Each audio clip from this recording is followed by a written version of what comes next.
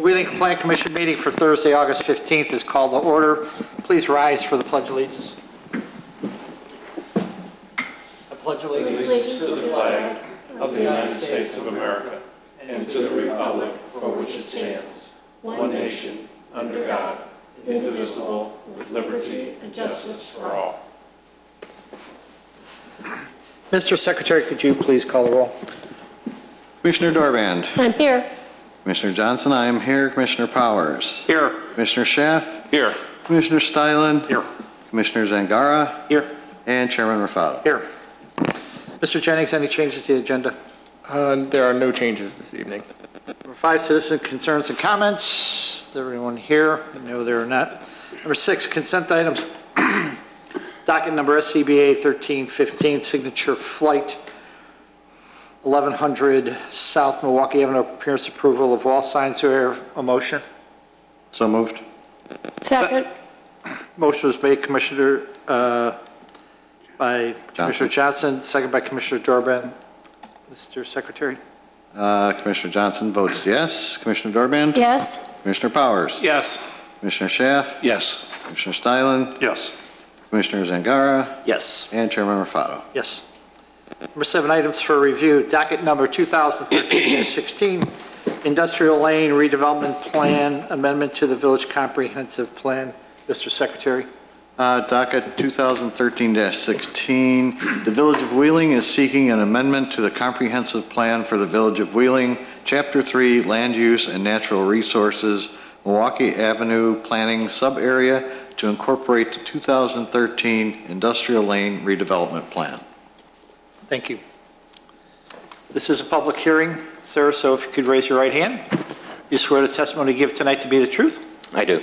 Yes. Could you please give your name and business address to our recording secretary? Sure. My name is Todd Van Adlock. I'm a senior planner at Tuska Associates. We're at 627 Grove Street, Evanston, Illinois, 60201. Great. Thank you.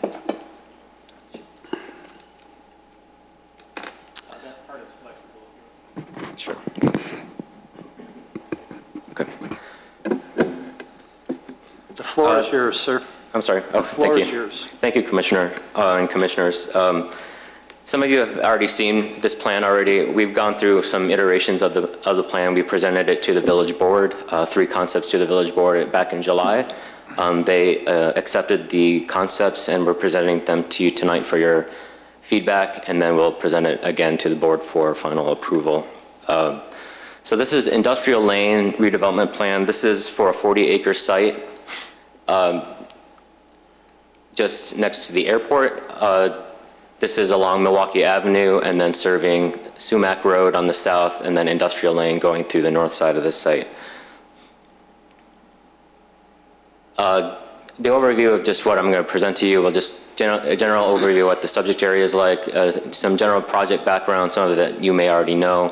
We'll go through the 3 redevelopment concepts that were presented to the village board back in July, go through some final financial analysis to give you a sense of costs and benefits to the village, and just the final recommendations that we came up with village staff. Again, this is a subject area here in red. It's 40 acres. Industrial Lane, there's a general mix of land uses, mainly industrial and commercial in use along Industrial Lane on the north side.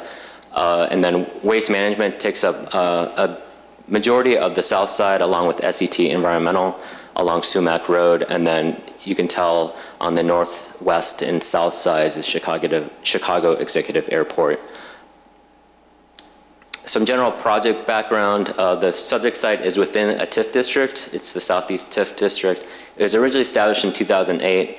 It's my understanding that the village is working with their TIF consultant to potentially reset the TIF so that rather than starting in 2008, it would start 2012 based on the economics of local economics. Airport, we had spoken with the airport representatives from Chicago Executive, and they had mentioned that they would like to be more self-sufficient, particularly just to expand, knowing that they don't really have land to expand on. So they do have a master plan, which we did look at when we came up with the concepts. Ideally, if you do any redevelopment on the site, we would like to do something more conducive to having compatibility with the airport, such as car rental facilities, maybe a flight school, maybe some flex office space like a Regis where someone could fly in for a day and needed office space for a day or a couple days.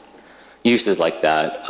There are some, quote, immovable objects. For example, waste management and SCT. When we spoke with waste management, they had spoken to us and mentioned that it is particularly hard to recite them, partly because of all the facilities that they need, but also because of the cost it bears to move them. So they're not entirely impossible to move, but they are harder than other businesses.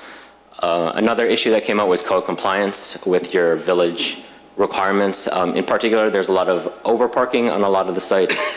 That's a major issue. It came to the sense that if code enforcement was enforced more strictly, certain businesses would probably not be able to continue doing business because they were just using too much parking. They were using public right-of-way for their parking and so on. So that was something that we did explore as a potential option, which we'll see in option C, the third option. A lot of uses did a lot of outdoor storage, which also went against your code, and also when these businesses use too much space or using public space, they're overvaluing their property. So that when it comes time for them to evaluate their property values, the assessor may not necessarily know which part is theirs and which part is publicly owned. The road network has some flexibility to modify, which we'll get into. There was some potential for land swaps, but particularly waste management, so that you'll see that their properties were disjointed. So if they wanted to square off their property, they might do some land swaps with another property owner to do so. Floodplain issues were significant in the area, and since it is enveloped by the Village of Wheeling, sewer and water utilities would be accessible. So we're going to jump into the three concepts. The first two, concepts A and B, were accepted by the village board, but in the end, it was decided that we would go with concept C, with the idea that concepts A and B would still remain in the village's possession, kind of keep it in your back pocket, so that once the market does return, these might become viable options. So we'll go through them, and we can definitely entertain any questions if there are any. In option A, the main thing here is that we would reroute industrial lane slightly to the north so that it would become a lot more squared off. We would concentrate redevelopment fronting along Milwaukee Avenue so that you have the strongest frontage there for businesses. The airport would expand, have area for expansion on this northwest corner of the site, and then waste management and SCT environmental would stay where they're at. In the next slide, you'll see a more conceptual layout of what buildings could look like. You'll see along Milwaukee Avenue, you see the commercial buildings along there provide a strong frontage, strong presence along Milwaukee Avenue. You could have a gas station, convenience store, office space, car rental facility, and so on. And then you could see the airport expansion, the hangars in the northwest corner of the site, and then some storm water management to help facilitate any flooding issues. Concept B is relatively similar, except in this case, we do not reroute industrial lane. It stays where it's at, and we expand the amount of redevelopment space along Milwaukee Avenue slightly larger, so you have a little more to work with. But in that sense, you would have to reduce the amount of airport expansion area in the northwest area. And in this particular scenario, for concept B, we explored the option of potentially moving SCT environmental so that you could reclaim some more frontage along Milwaukee Avenue. And you'll see in this concept what building layouts may look like.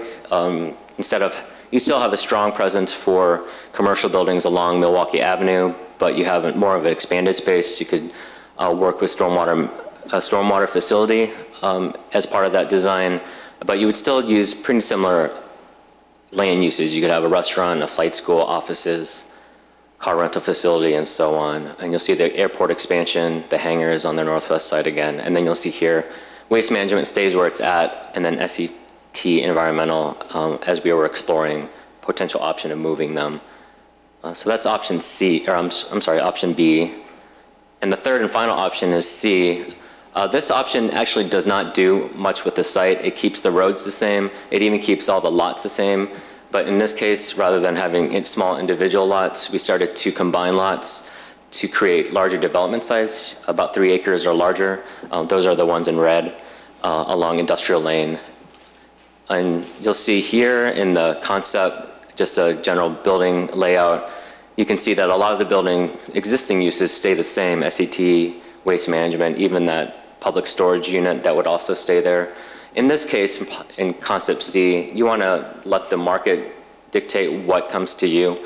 But in order to do that, we started to consider using larger sites, such as the 3 acre or larger sites, so that it becomes a little more palatable to developers to come in with any plans that they may have.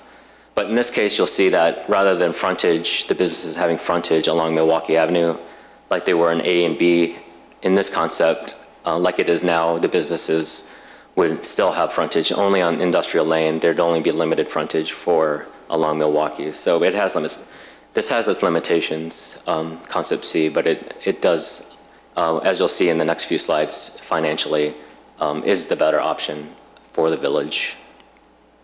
So just going through the numbers, we're going to, on the next few slides, we'll look at the options side by side so you can get a better feel of comparison.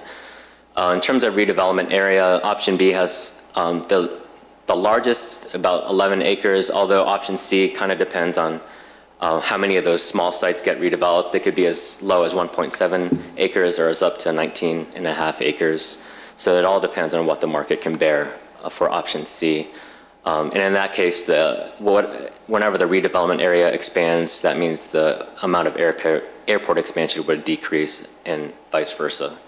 And then you can see how waste management SET sites would alter in those cases.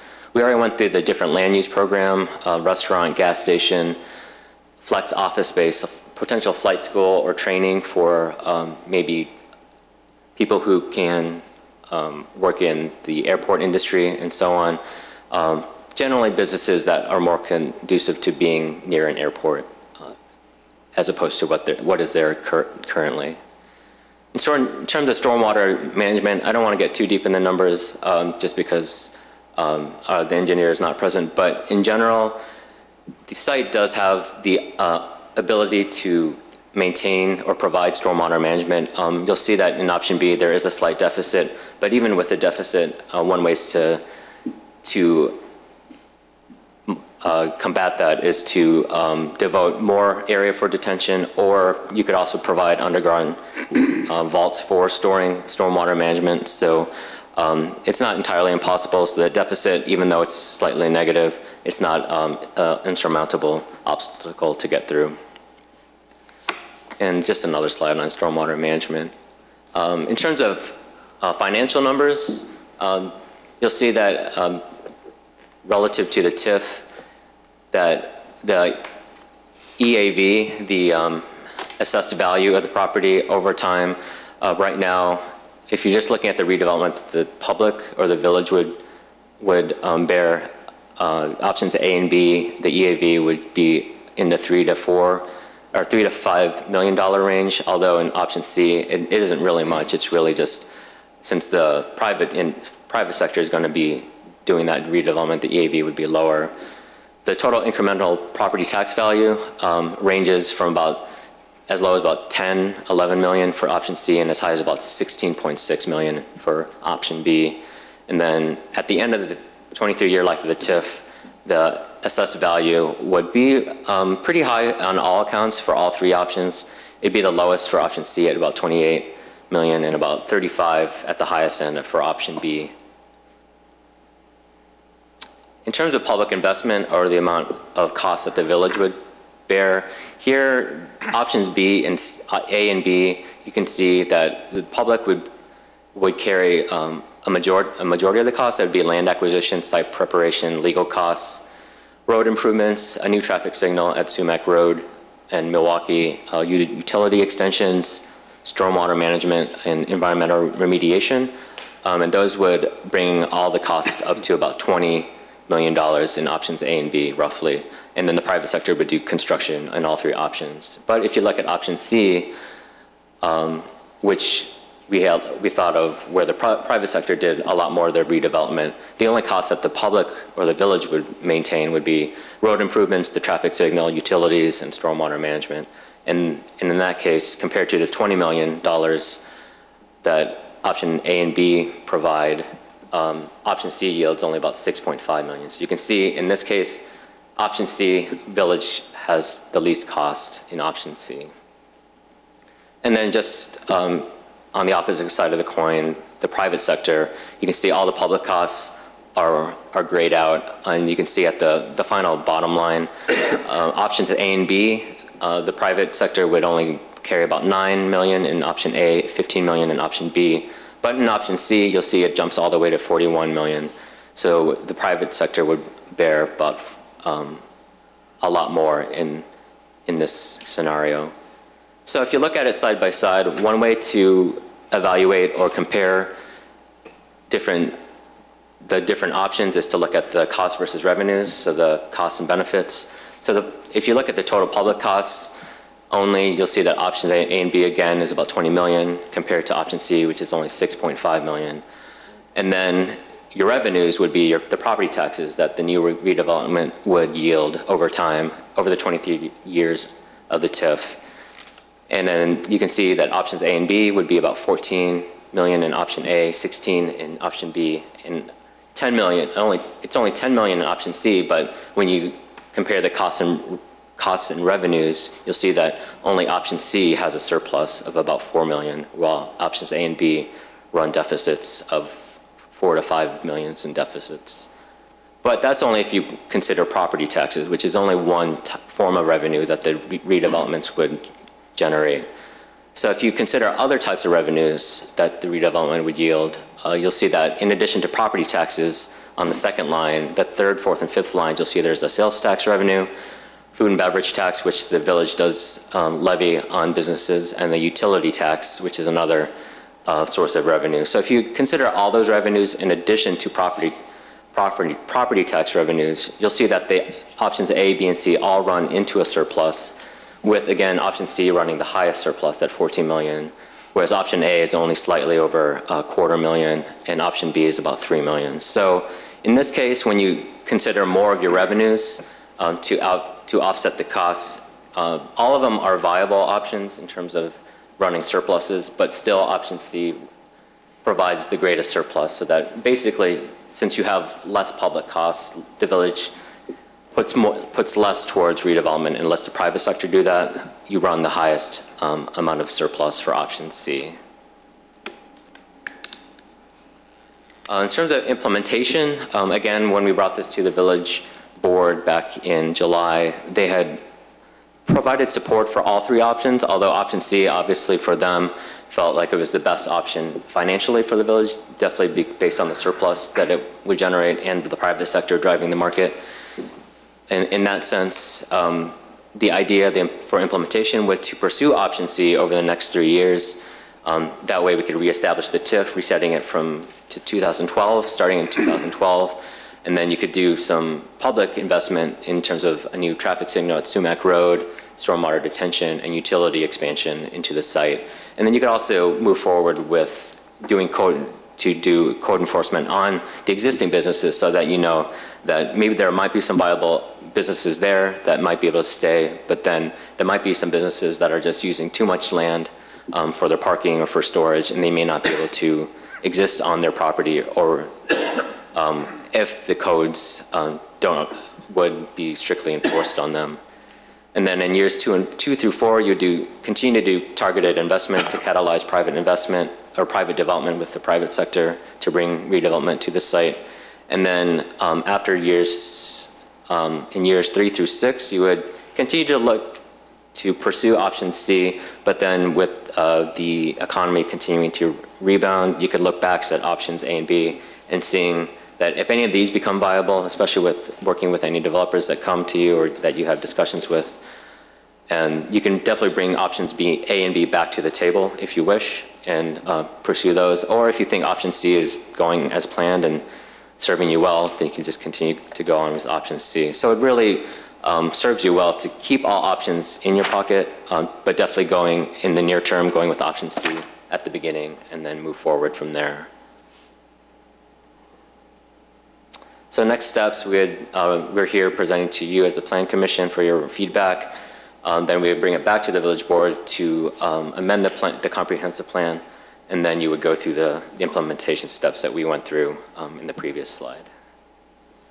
I can entertain any questions if you have any. We can go back to any slides if you need to. I think you have your reports in front of you as well, so. Great, thank you. Sure.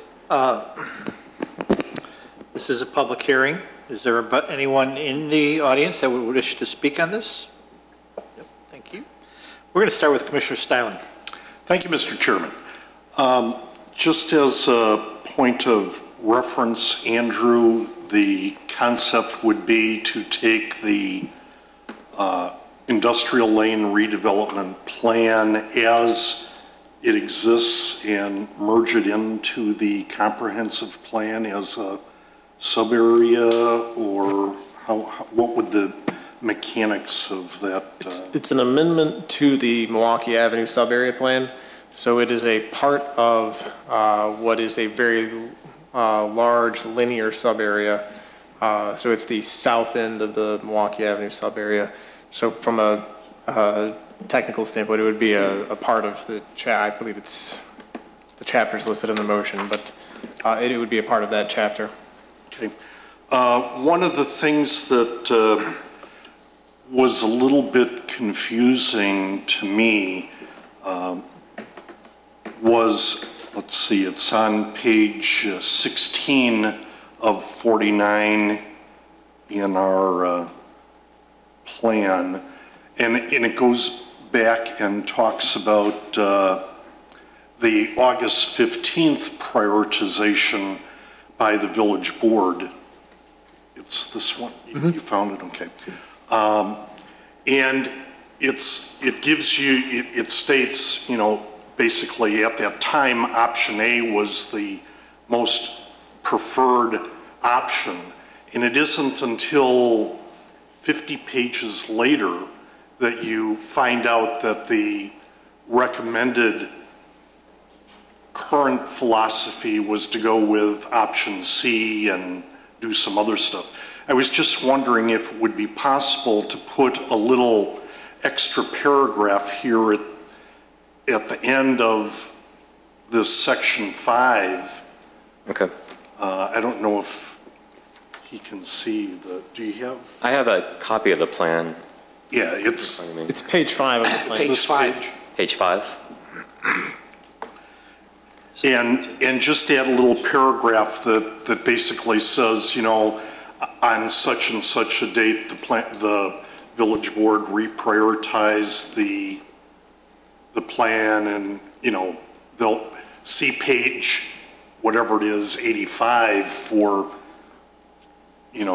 more details of the plan that was created.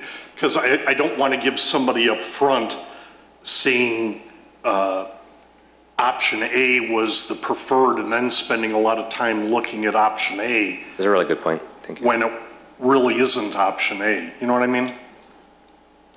Yeah, especially, a lot of times people don't always go through the entire plan. Exactly. They only get through the first 5-10 pages. And yeah, so if you just Understood. put a little paragraph saying, Sure.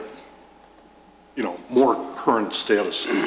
A couple of other things. Is it possible to, and I guess I'd lay this out before the Plan Commission, when we say enforcement of current code and market driven resources, would our goal be to whatever development comes in or takes place as a result of option C, that we will be trying to create or develop the street in a normal wheeling street fashion rather than keeping the street kind of constrained the way it is? You know, what kind of improvements are we looking for as part of this market-driven thing? Would we be looking for curbs and gutters, street lighting? You know, do we need to say something like that in the plan? Because it really isn't obvious. Andrew? Yeah, so that's the idea, is to plan for a more typical street profile. I think it is buried within the comparison table. If you look at the, starting I think on page 7 of the document, so 18 of your PDF, I think that it starts, I think that it's inside, let me see. But that is, as you described, that was the idea, is that the street would take on a more typical street profile with a defined parkway space, a defined curb space. There's a cost associated with it that I believe is that rerouting, providing for turn lane, installation, relining driveways. But that is, I believe, one of the things that we're looking at is normalizing the street profile. That roadway configuration cost, that $2 million in option A, 1.6 in option B, and 1.6 in option C, I think that is what we're talking about there. So, yes, that is the idea. We can also make sure that the table reflects that. Yeah, I mean, I just see in option C, it says maintain current access point for the roadways. And, you know, I think we'd be looking for a little bit more improvement as the site develops. And the other piece was the timetable, and I believe you put that timetable in the back end of the report, the 1 to 4 years. I forget exactly what the early descriptions were. Any chance in moving them, you know, up to that, summarizing them in that first end of section 5 as well? So just kind of do the summary. Sure, yeah, we can definitely do that. Up front. More like an executive summary. Yeah, exactly. Sure. And then the other thing that I would really like to do is, we've discussed it before, but is to make a statement that we would like to create an overlay district for the airport area in general. And I'll just say right now that would make the development of the properties related to airport-related uses or something like that. I mean, we can work out the details of what that overlay district should be, but I would like to at least get that overlay concept into the plan so that we don't have an automobile repair facility, a contractor storage yard, all the other kinds of things that can go into an industrial area. So, How could that be added, Andrew? Well, we have, what we're talking about doing right now is the motion as the way it's written. There's a few steps that are essentially an implementation strategy that we're looking to insert into the plan, both at the end and now as an executive summary. One of the implementation strategies to add to that list could be explore the creation of a overlay district. And we had talked about that before as a strategy, and the steps that the village could take to establish that, you know, identifying the purpose and then taking a look at the existing land uses and what might be done to create a specialized set of regulations for this area. So if it's the consensus of the commission, we could add that as a strategy to this list. Well, it is something that we have talked about, and I think we have, as a consensus, agreed to that a concept in that area. And it should be something that at least is explored. So, I'd really like to see that as part of the specific recommendation. I don't know if it's, are these conditions, Andrew, this 1 year? We would write these as a condition, mostly as a reminder to ourselves to update the plan. The change that we're talking about, this implementation strategy that's on the screen right now, what we're looking at doing is having these ideas reflected in the conclusion of the plan and as an executive summary, so there would just be an additional item under this years 1 to 3 is explore the establishment of an overlay district. And I think that's it, Mr. Chairman. Thank you. Thank you. Commissioner Dorbin? Thank you. I'd like to get a little more information on what Terry is referring to. Are you saying you want specific uses eliminated in that area? I would like to create an overlay district that does specify put certain limitations on the kinds of development or architectures or, could even be landscaping, et cetera, that go into that area. You don't want something that attracts geese, right? And that would be something that you could easily put into an overlay zone for the airport, that kind of stuff, including some uses. Maybe you do want to restrict some uses, or rather than restrict, maybe you just say we would prefer these types of uses.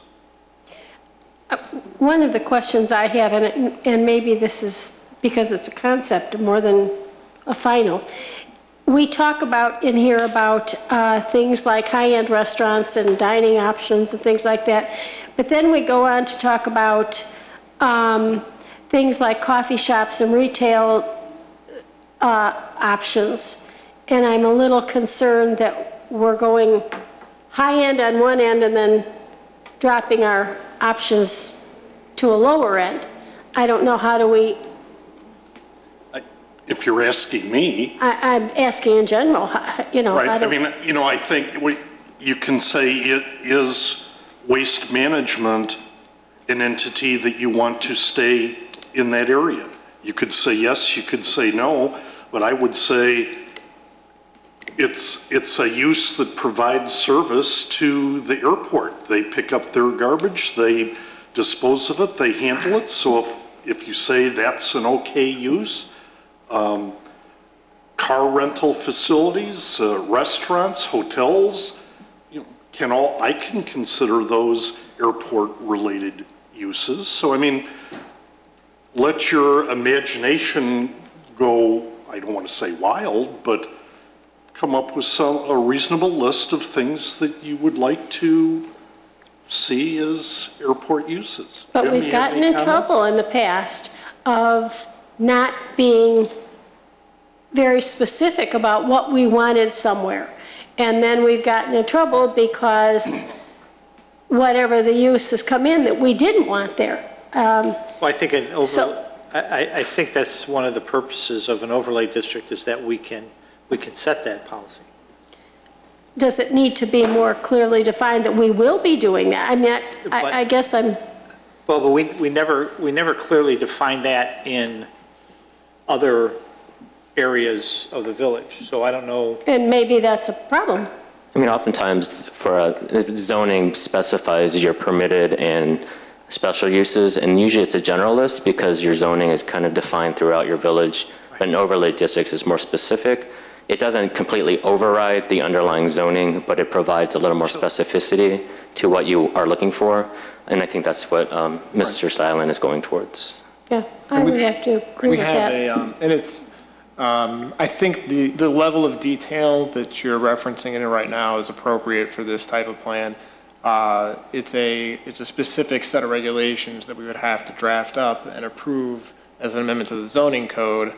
It's an implementation strategy of the plan, but I think the way that we're referencing it here is sufficient for the purposes of this comp plan amendment. But when, with the assumption that this plan is adopted, we would bring back, we wrote a summary of the steps that was part of the May 30th joint meeting that we didn't really spend much time on it. So what we'd probably do, assuming this gets adopted, is we'd bring that back for a workshop and start the process of exploring the overlay at that point.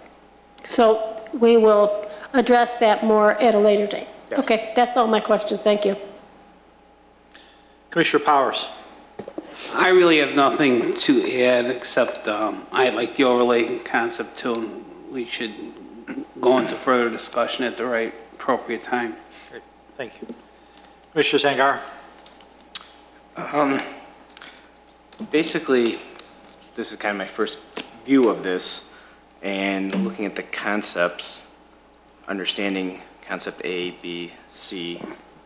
I don't know if this is the appropriate time, but concept C, the only thing I see really kind of missing out of this concept is the actual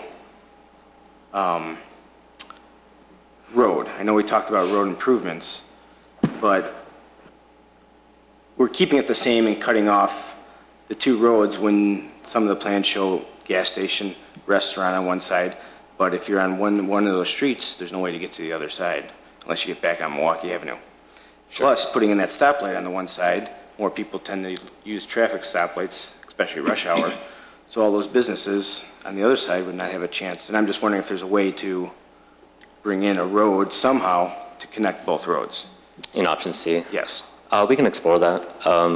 I guess the thing based off of on the site plan in front of you would probably have to go through the Cube Smart Public Storage, which is possible. I guess for this particular concept, we more or less wanted to keep everything as close to the same as possible, except the redevelopment sites. But I guess that's the understanding, is that concept C will still have its limitations, whereas options B and C have a lot more flexibility in terms of redevelopment. It's a lot more transformative for the area, but knowing the financial elements of option C being a lot more palatable to the village, that was the one that the board was most supportive of. It doesn't necessarily preclude the introduction of a route that a new road to connect the north and south sides. I guess right now there is a small road, but it's private on the far south or far west side, but it's only for the airport administrative office. And you're right, it would be a pain for someone to, if they were down on the south side, to go back onto Milwaukee and then to go up, which ideally A and B addresses that, and C, and we could go back and look at it, but we'll talk to the village and see where they want to go with it. Okay. That's all I have. Aren't we the village? We're the village. We're the village.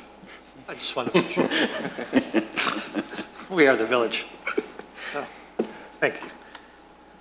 Is that it, Paul? That's it, yes. Commissioner Schaaf. Thank you. There's so much disparity between A, B, and C. It almost jumps out that C is what you want to do. And you're talking about a specific 40-acre parcel of land, and that to me, it just seems almost too good to be true. And I get very suspect at those type things. When you put the private sector in, the first thing they want to do is use TIF funding.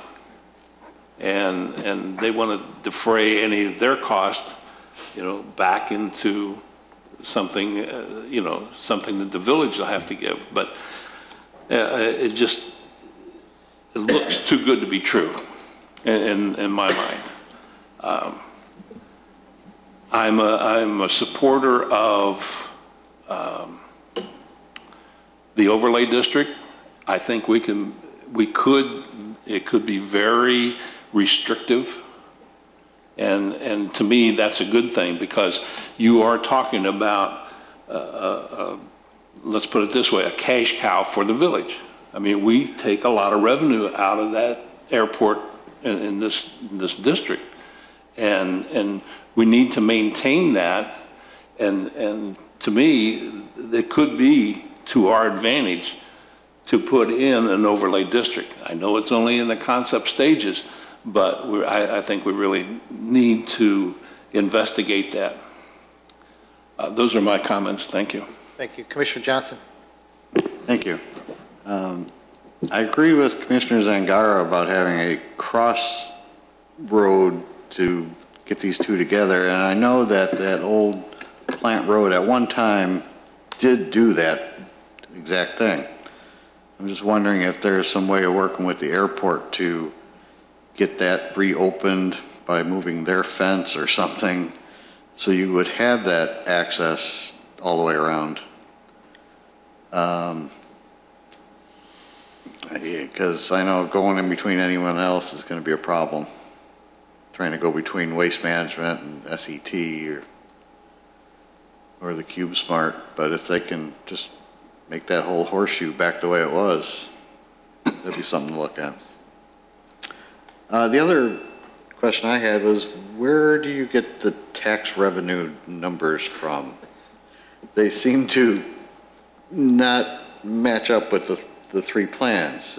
There's such a wide variance of food and beverage tax revenue between the three, and all three have the same kind of businesses in the plan, in the concept. Actually, though, to your point, and just to add on to this, it seemed to me that option C had the less amount of retail, but they're generating the highest, Right. the highest sales tax, and they're also generating the highest food beverage tax revenue. They actually, option C actually had a greater number of redevelopment sites, so it had more options for more restaurants or more retail or whatever. In options B and C, the redevelopment is mainly along here, but here in option C, you almost have maybe twice as much or a little bit more of potential redevelopment here in option C.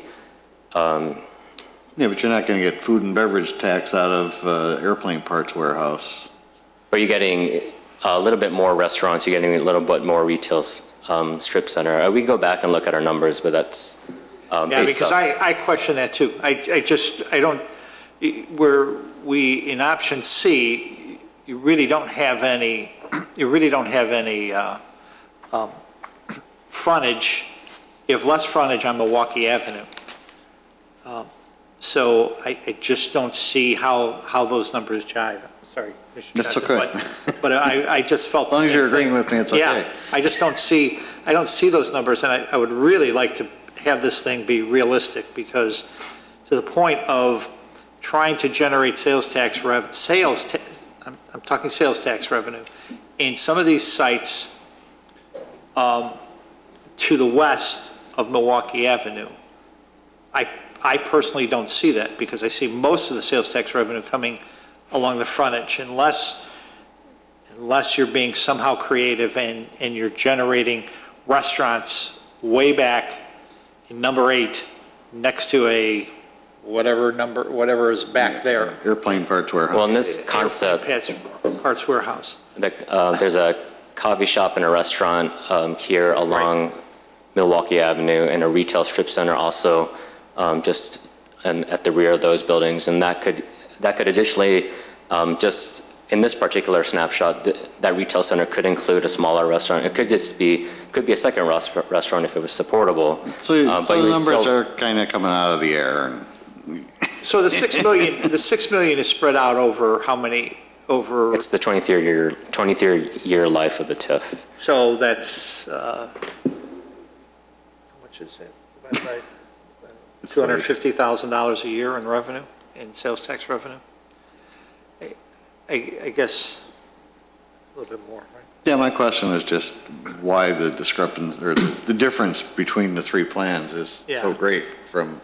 One of the biggest differences, if I Sure. jump in, one of the biggest differences that we found when we were working with TSCA on this was the the disparity in the cost to the village of assembling land.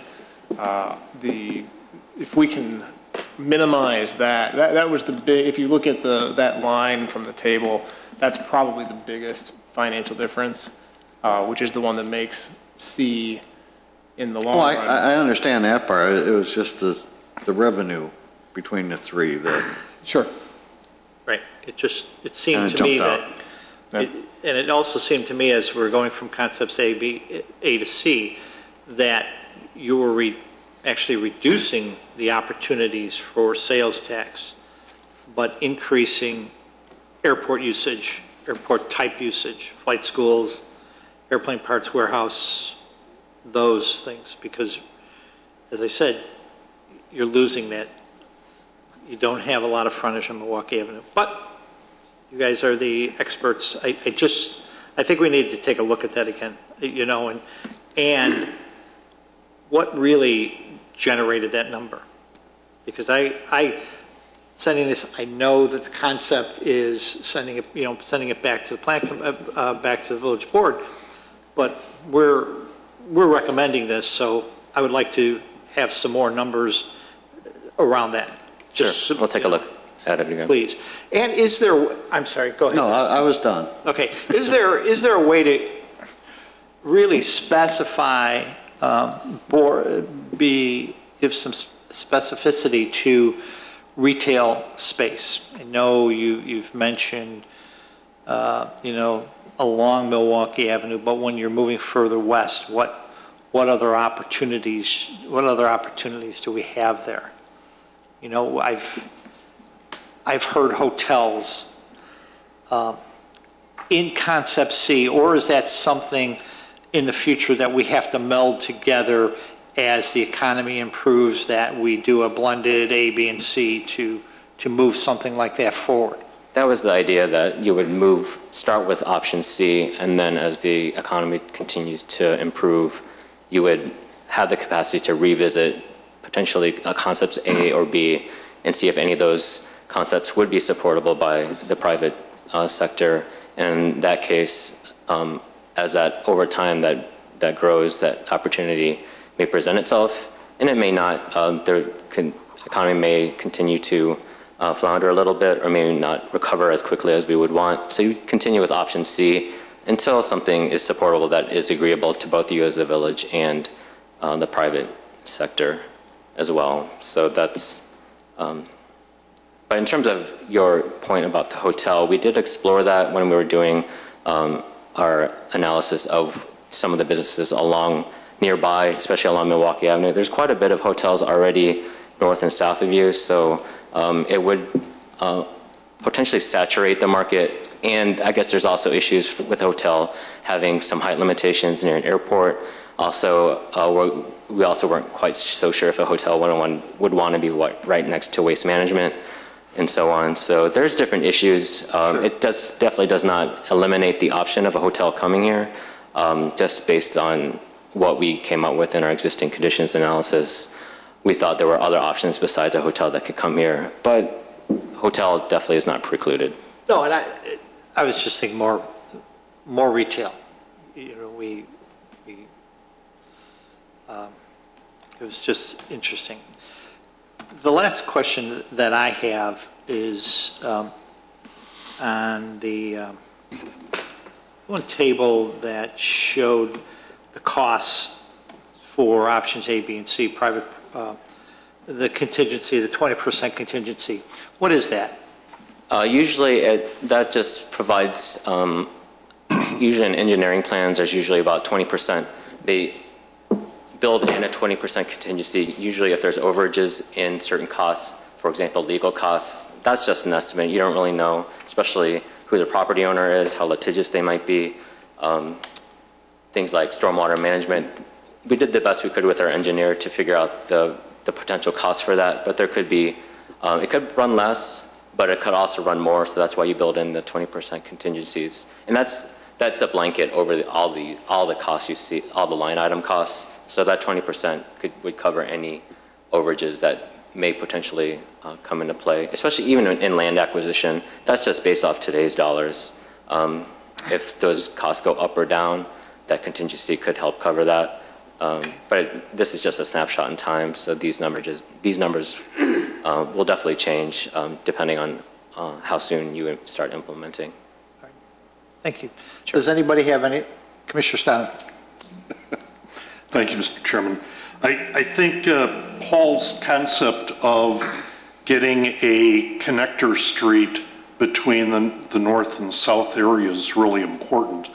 And I think normally as part of a comprehensive plan idea, all you have to do is state somewhere that we would want that street. You don't have to specify where it's exactly going to be, but you can show one kind of generally somewhere in the character of the property. And I think that's a really important convenience item to do.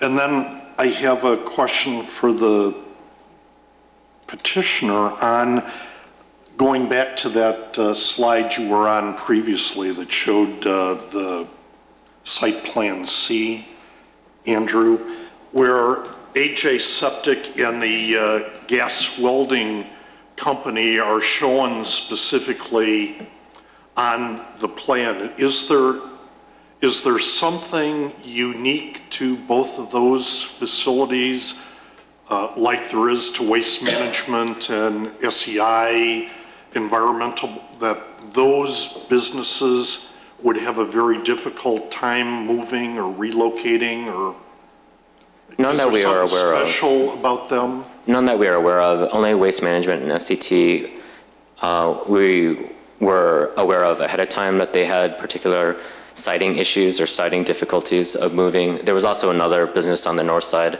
along Industrial Lane that came to a previous, I think it was a planning commission meeting. Construction crane. They had a construction crane that would be difficult to move. But one thing about TIF funds is that TIF funds can help support relocation costs for certain businesses. They would definitely have to come to the village and state their case as to why it's a difficulty to them to move, and then you would evaluate and figure out if you would be supportable of that. So any business, and I know we talked about this with the village board back in July, that the village staff was very proactive in terms of reaching out to business owners so that they are not blindsided by this, and if they do have potential of maybe if they could relocate, maybe finding a site still within Wheeling, that would be great. So you would still maintain that business. Or if they were not particularly tied to any particular municipality, then that could also be the case. But it was great to see that the village staff was very proactive in that endeavor. And kind of going into that AJ and gas welding thing, there's that little projection of Waste Management that goes to the north. Do you know if there's anything really special about that particular land area that couldn't be moved, let's say, into the space occupied by one of the other two areas to square it off? I recall they recently expanded that way, so. Yeah, this area, if you look at the screen, they recently constructed a maintenance facility here, Right. which is the maintenance for most of their trucks. They have one particularly large piece of equipment that works on the tipping floor in the where they sort the garbage into loads before they take it back out to the Swank facility.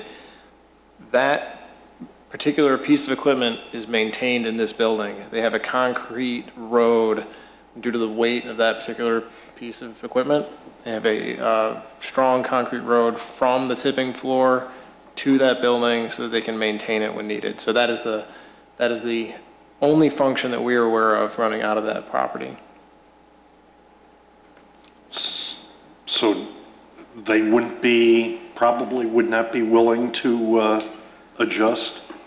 I mean, it'd just be nice to have that area squared off a little bit. We haven't found them to be particularly difficult to deal with on these types of questions. We have not specifically asked them, would you consider moving that out? I think they would be open to the discussion if they can find a place to locate it elsewhere. They may need to construct a specific, because due to the weight of the machine, they may need to construct something specifically for it. But I have found them to be open to discussions. Yeah, when we spoke with, at the beginning of the presentation, I had mentioned that there were opportunities for land swaps. That actually came out of our discussion with Waste Management, that, as Andrew said, that they are open to possibilities of relocating things, but obviously it had to be worth their while to do so. But they'd definitely be open to it. I wouldn't say that they're closed off to it. From a concept plan perspective where we're looking 20, 50 years in the future to develop this thing, you know, you say 1 to 4, but it'll probably be a lot more than that. It'd be nice to try and square off Waste Management's property to their little rectangular area. So, you know, would that be something that we could put in as a desire into the concept plan, Andrew, or? Yeah, as a guide to try to more efficiently use the land, I don't see any real problem with it. It is not a, Is it needed to approve? I mean, is it something? I mean, I have a couple of notes here that I would add as modifications to this plan before we prepare it for adoption. We can certainly add that at the consensus of the commission to have each option include some sort of squaring so. off Yeah. as needed. Yeah, yep. And you know, that concrete road that exists there now for heavy traffic could make a nice connector road to. Right through their property? They just built all those new CNG filling stations right there. Yeah, right. Yeah. Well, win some, you lose some. Any other comments?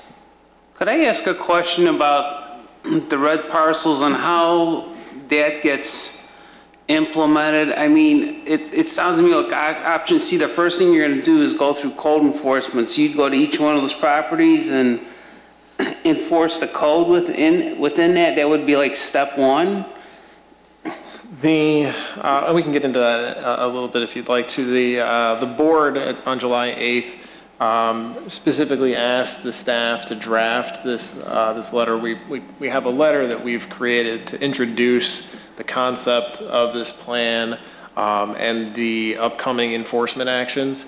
So the way it's drafted right now gives advance warning of the enforcement. It explains why the enforcement action is necessary.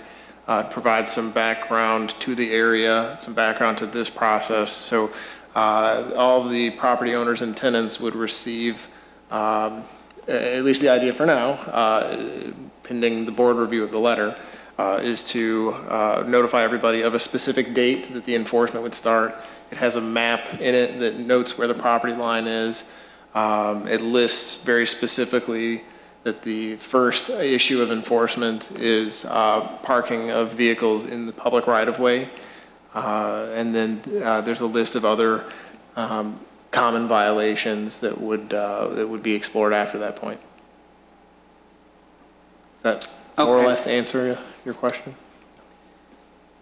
No, I think he was figuring out how to, and I'll paraphrase for you, how do we get from, if we're looking at this right now, development site 4 right now is subdivided. Yep. How do we get that site 4? What is there a process, or we're assuming somebody's going to buy both parcels to build? Under C, that is the assumption. The value of those parcels, according to what TESCA has studied, is likely a result of this overinflation by use of the public right-of-way for private function, as well as overuse of outdoor storage. So each one, not to pick on that particular site, but it's just one of the conditions So, of each one of these parcels. So in essence, somebody could come in and look at sites, what we're deeming here, site 1 and 2, and buy the whole thing and develop it. That's true. That's the concept. So it's all private. The bulk of it would be Right, the private. concept is that they think that size property would generate this type of use. Correct, and the village contribution to that would be the utilities and the road improvements. Yes. And just to ask a continuing question in that same light, if somebody were to buy an existing half of one of those red pieces, would our then current building codes and setbacks and all that kind of stuff prohibit a very small development of just one of the existing, or excuse me, redevelopment of one of the existing parcels? I mean, if our goal is to try and consolidate the small parcels into a larger parcel, are we saying that people can't redevelop just a portion of one of the red squares? Not at this time. It's conceivable, but one of the things that you'll find in a redevelopment scenario is that there's a natural threshold of development size for an industrial use where you can't build a reasonably useful building. You'll see in our zoning code, there's language that reflects that. Some of the commercial districts have a acreage minimum, and you hit the industrial, and it'll say something like such amount of land as shall be necessary to reasonably develop. So there's no minimum threshold, but it does kind of naturally cut off for the industrial buildings where they cannot construct the building and park it and provide the minimum open space and everything else. Well, you bring up a really interesting point, because if you go back to, and I think it is at this page where they talk about the development of the individual parcels, you know, the coffee shop that's on site 2 and whatever, those are not industrial zoned. Right. All those, even the flight school is not an industrial zoned entity. Are we talking about rezoning this area to something that is more conducive to the types of businesses that we want to bring in? I believe the front side along Milwaukee is zone B2, I believe. B3 Or from this B3, point. and then the back end, further west off of Milwaukee is industrial. Right, The but line I is think right that's around where your flight school and some of your other, if you could bring up that slide that had the suggested uses.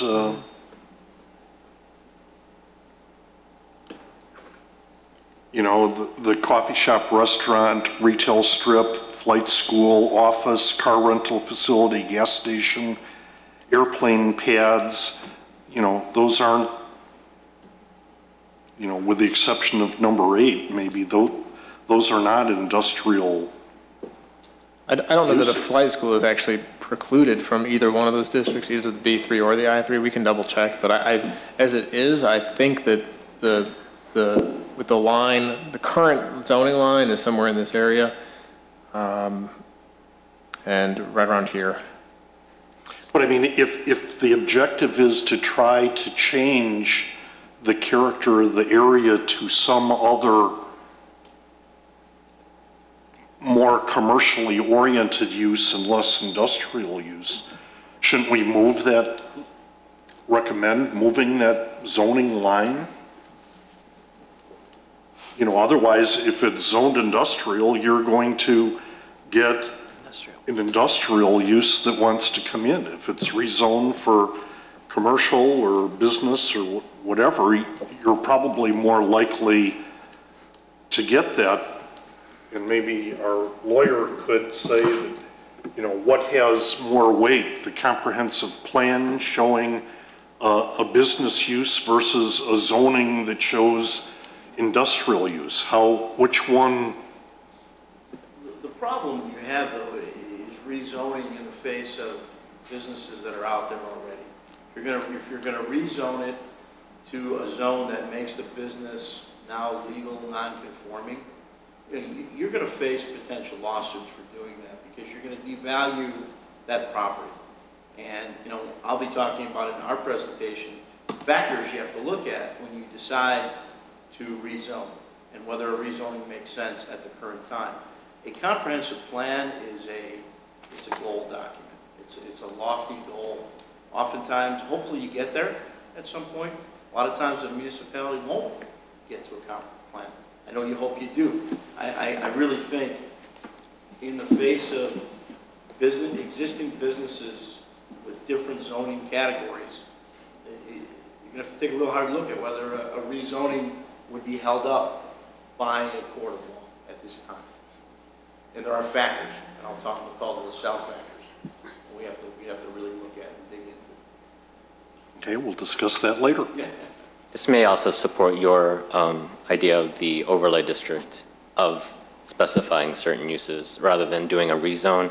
You still keep the underlying zoning the same, but the overlay district would provide more specificity towards potential land uses that you find more desirable for the airport area. Okay, good. Thank you, Mr. Chairman. Any other questions? Let me ask one more. Yes. Okay, Yes. in order to get to those red parcels, I guess the first, like you said, the first thing would be the enforcement, and at some point, I would assume that notice would be given to the businesses that as of a certain point, because of this concept that we're adopting, we would help them relocate. Is that in order to free up that land for redevelopment? Is that typically how it would go? I don't know that we are going to send, and this is one of the things we'll have to talk about, I don't know that we're going to send a specific relocation plan out to everybody. There may be some contact information for both our office and the Economic Development Office. If you have questions about the impact of the, so I don't know that we necessarily want to. There will be businesses that are difficult to relocate, that we may not be able to find an appropriate site that meets their space demands and is zoned properly for them. So I don't want, at least as of right now, sitting here, I can imagine the letter being misinterpreted. So I think we'd have to be very careful about how we phrase that. But as Mr. Van Adelaar said, we've got at the board review of this in July, it was a pretty clear conversation with the staff and the board that our goal is to assist businesses in relocation whenever possible. Okay, thanks. Mr. Chairman, Yes. one little thing that keeps eating at me is the plan to keep all three options on the table. But if you start down one path, let's say option C, how are you going to jump into option A or option B? I kind of get lost in that transition. How are you going to bounce these things? There are aspects of option A and B. This is just my answer. You can feel free to add. But there are aspects of option A and B that preclude you from pursuing option C.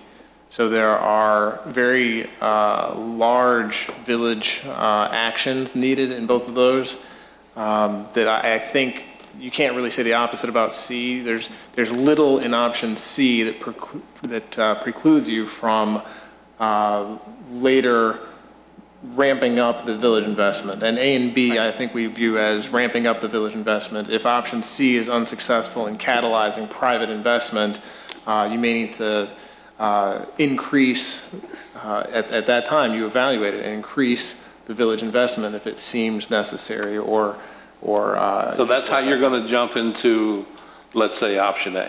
Well, I don't think you'll ever jump into option A. The village will probably glide into it. And you're not going to have a option A that you see here. It's going to be blended. So Okay, so what you're actually saying is that what will probably happen is we look at option C and maybe recommend that, knowing that we could slide some B in or slide some A in. Is that how you look at? That's how I'm looking at it, but That's generally the case, as Andrea explained it. I mean, for example, if a redevelopment came, but it was at the far west end of the site, or closer to the existing hangars, but the frontage along Milwaukee Avenue stays the same, doesn't get redeveloped, then over time, if if A and B become a little more realistic, then you could start introducing pieces of A and B and say, maybe there's a development team who said, oh, maybe we can do some concept for redevelopment along Milwaukee Avenue. Okay, so actually you're doing a D and saying, well, we'll start out with C and maybe slide into A and B. I don't know. That's it. I kind of got lost in that transition. To relocate just as an example, if you take the road option in A, if you take that road and relocate industrial lane, you are inherently acquiring property, which is very expensive. So the idea with the other options is you look at what is the most appropriate, while you're initiating the code enforcement that's on the books as it is, you take some time to study the appropriate location of the signal. Is industrial lane the north end the best location for the signal? Is Sumac at the south end the best location for the signal? So there's things that you can do that either way, no matter what we do, we have to do very detailed design work for utilities and for the traffic signal. So while we're doing that, And maybe that's my problem is I'm looking for more detail than just a concept. And maybe that's where I got lost in it. Thank you. Any other questions?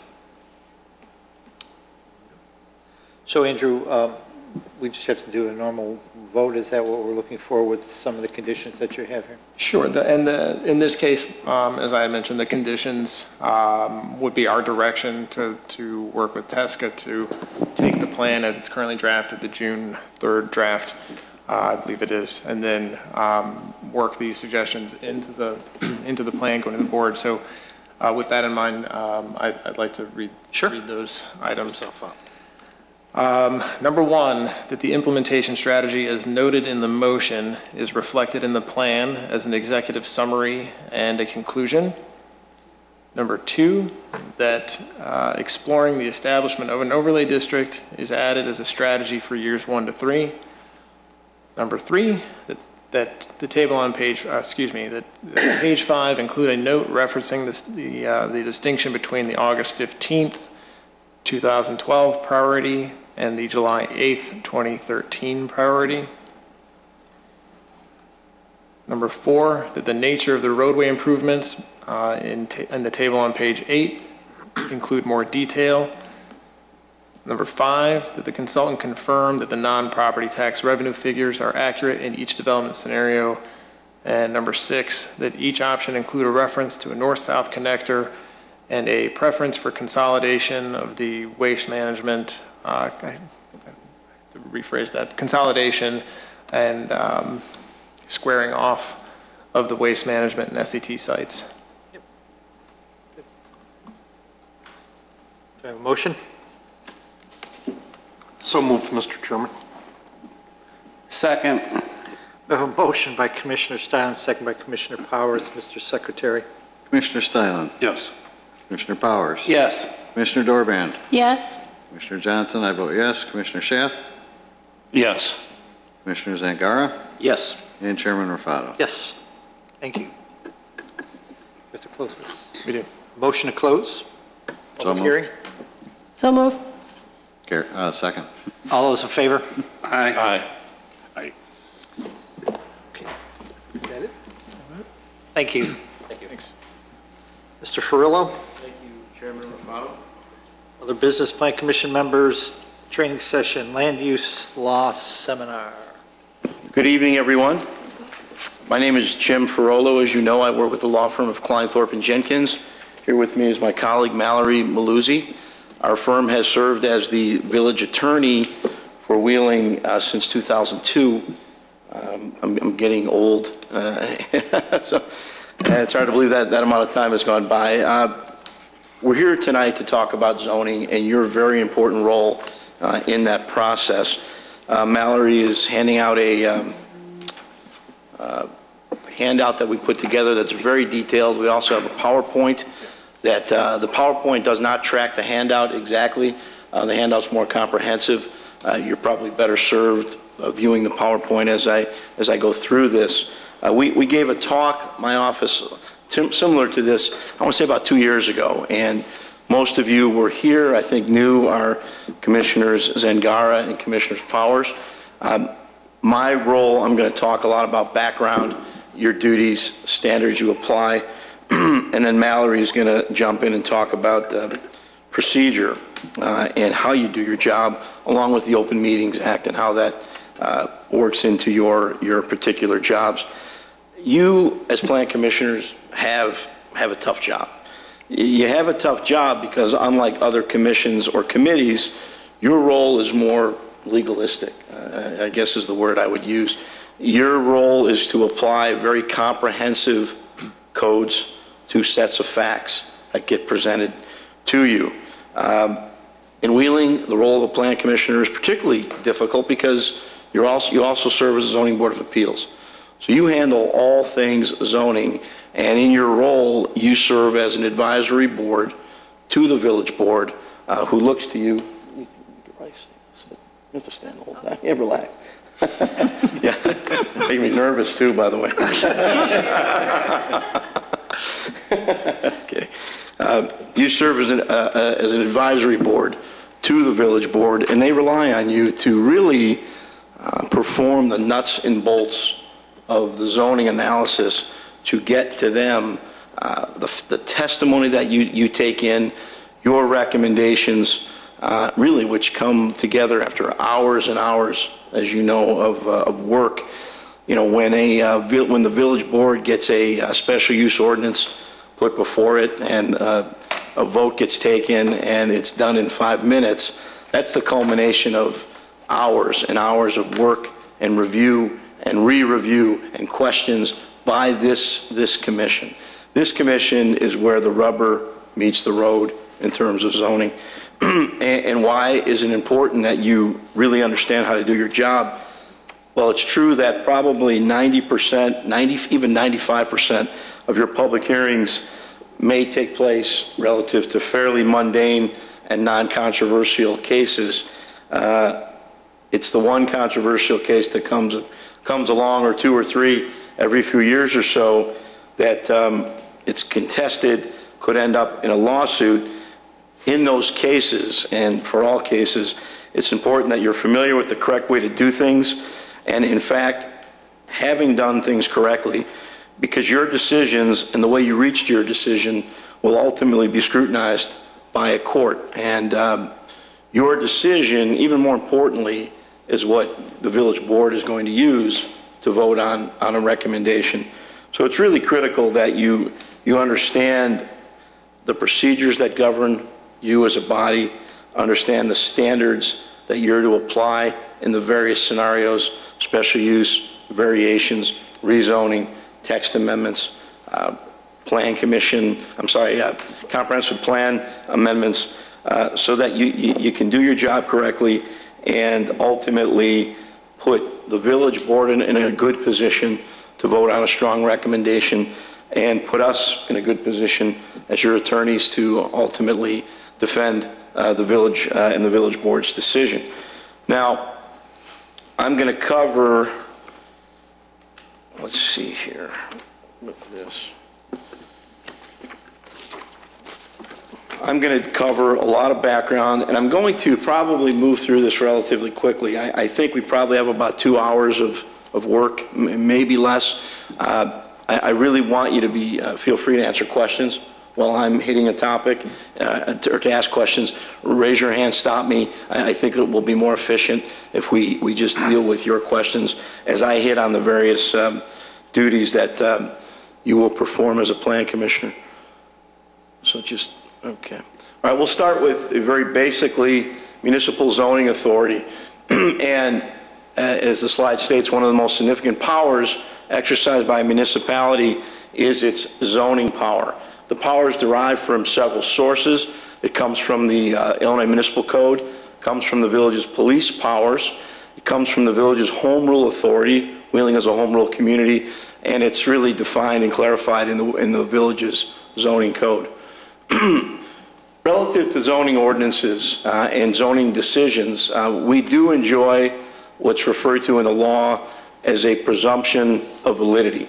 And what that means is if there's a challenge to a zoning ordinance to our code as applied, as written, we have a presumption of validity, and the burden of proof rests with a petitioner in challenging our codes to overcome the presumption of validity.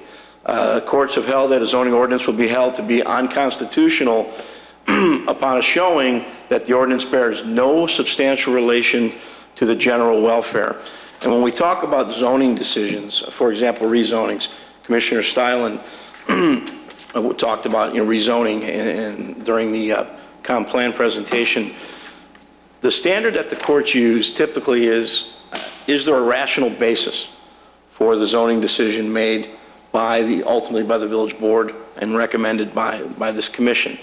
Now, when determining the validity of a zoning ordinance, courts consider what have been known as the LaSalle factors, and they come from a case back in the 40s, a Supreme Court case. Now, the LaSalle factors are as follows.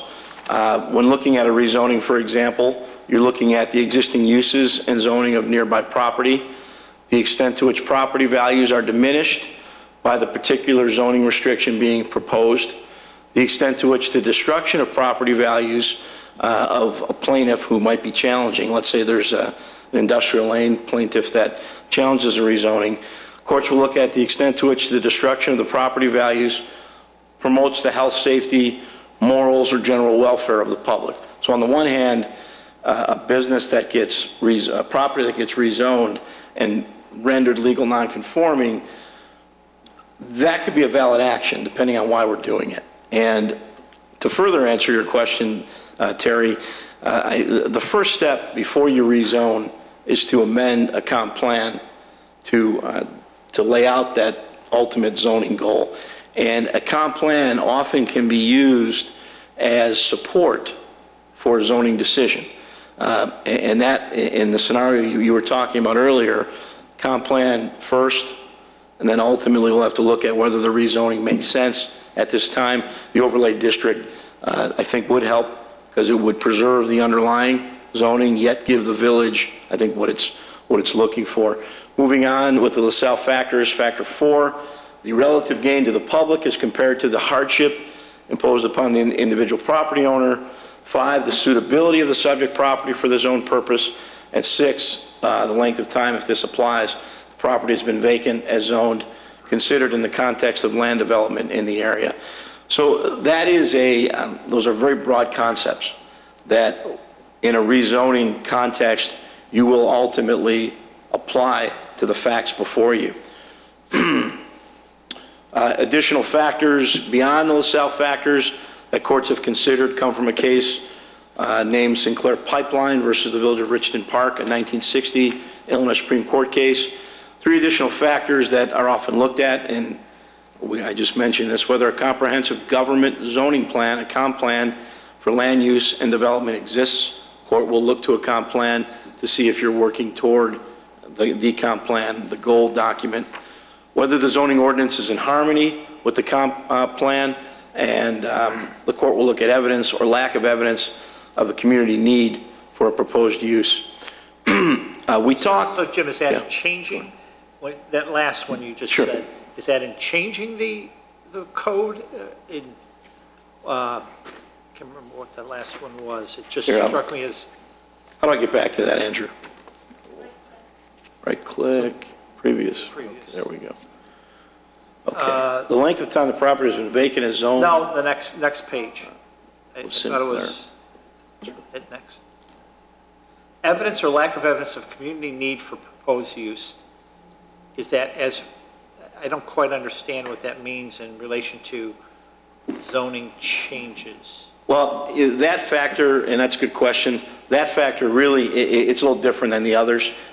In the case of a zoning change, you might have a developer who wants to come in with a use that doesn't fit a zone, where you have to create a zoning change. And that last factor really refers to that situation.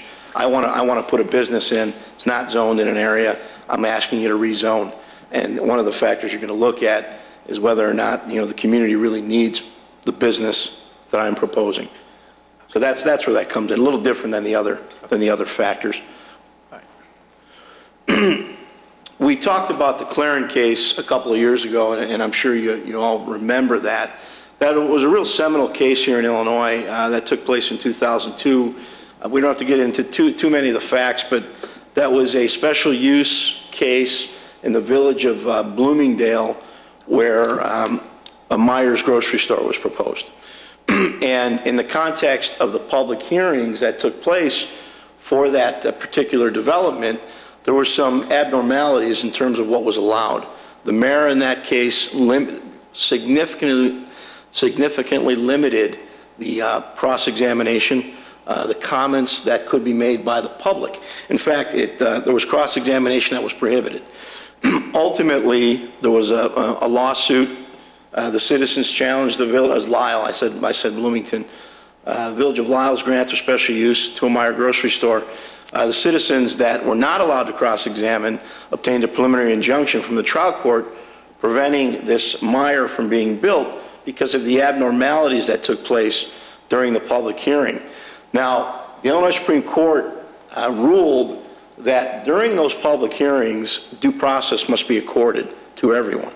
Must be accorded to the petitioner, must be accorded to members of the public that show up, to the staff. Everyone should get to ask questions, cross-examine, present evidence. Now, recently we had a case like this, right? The DeVary case, where we had 12, 15 hours of testimony, and we adopted very comprehensive rules on how that testimony was going to be presented.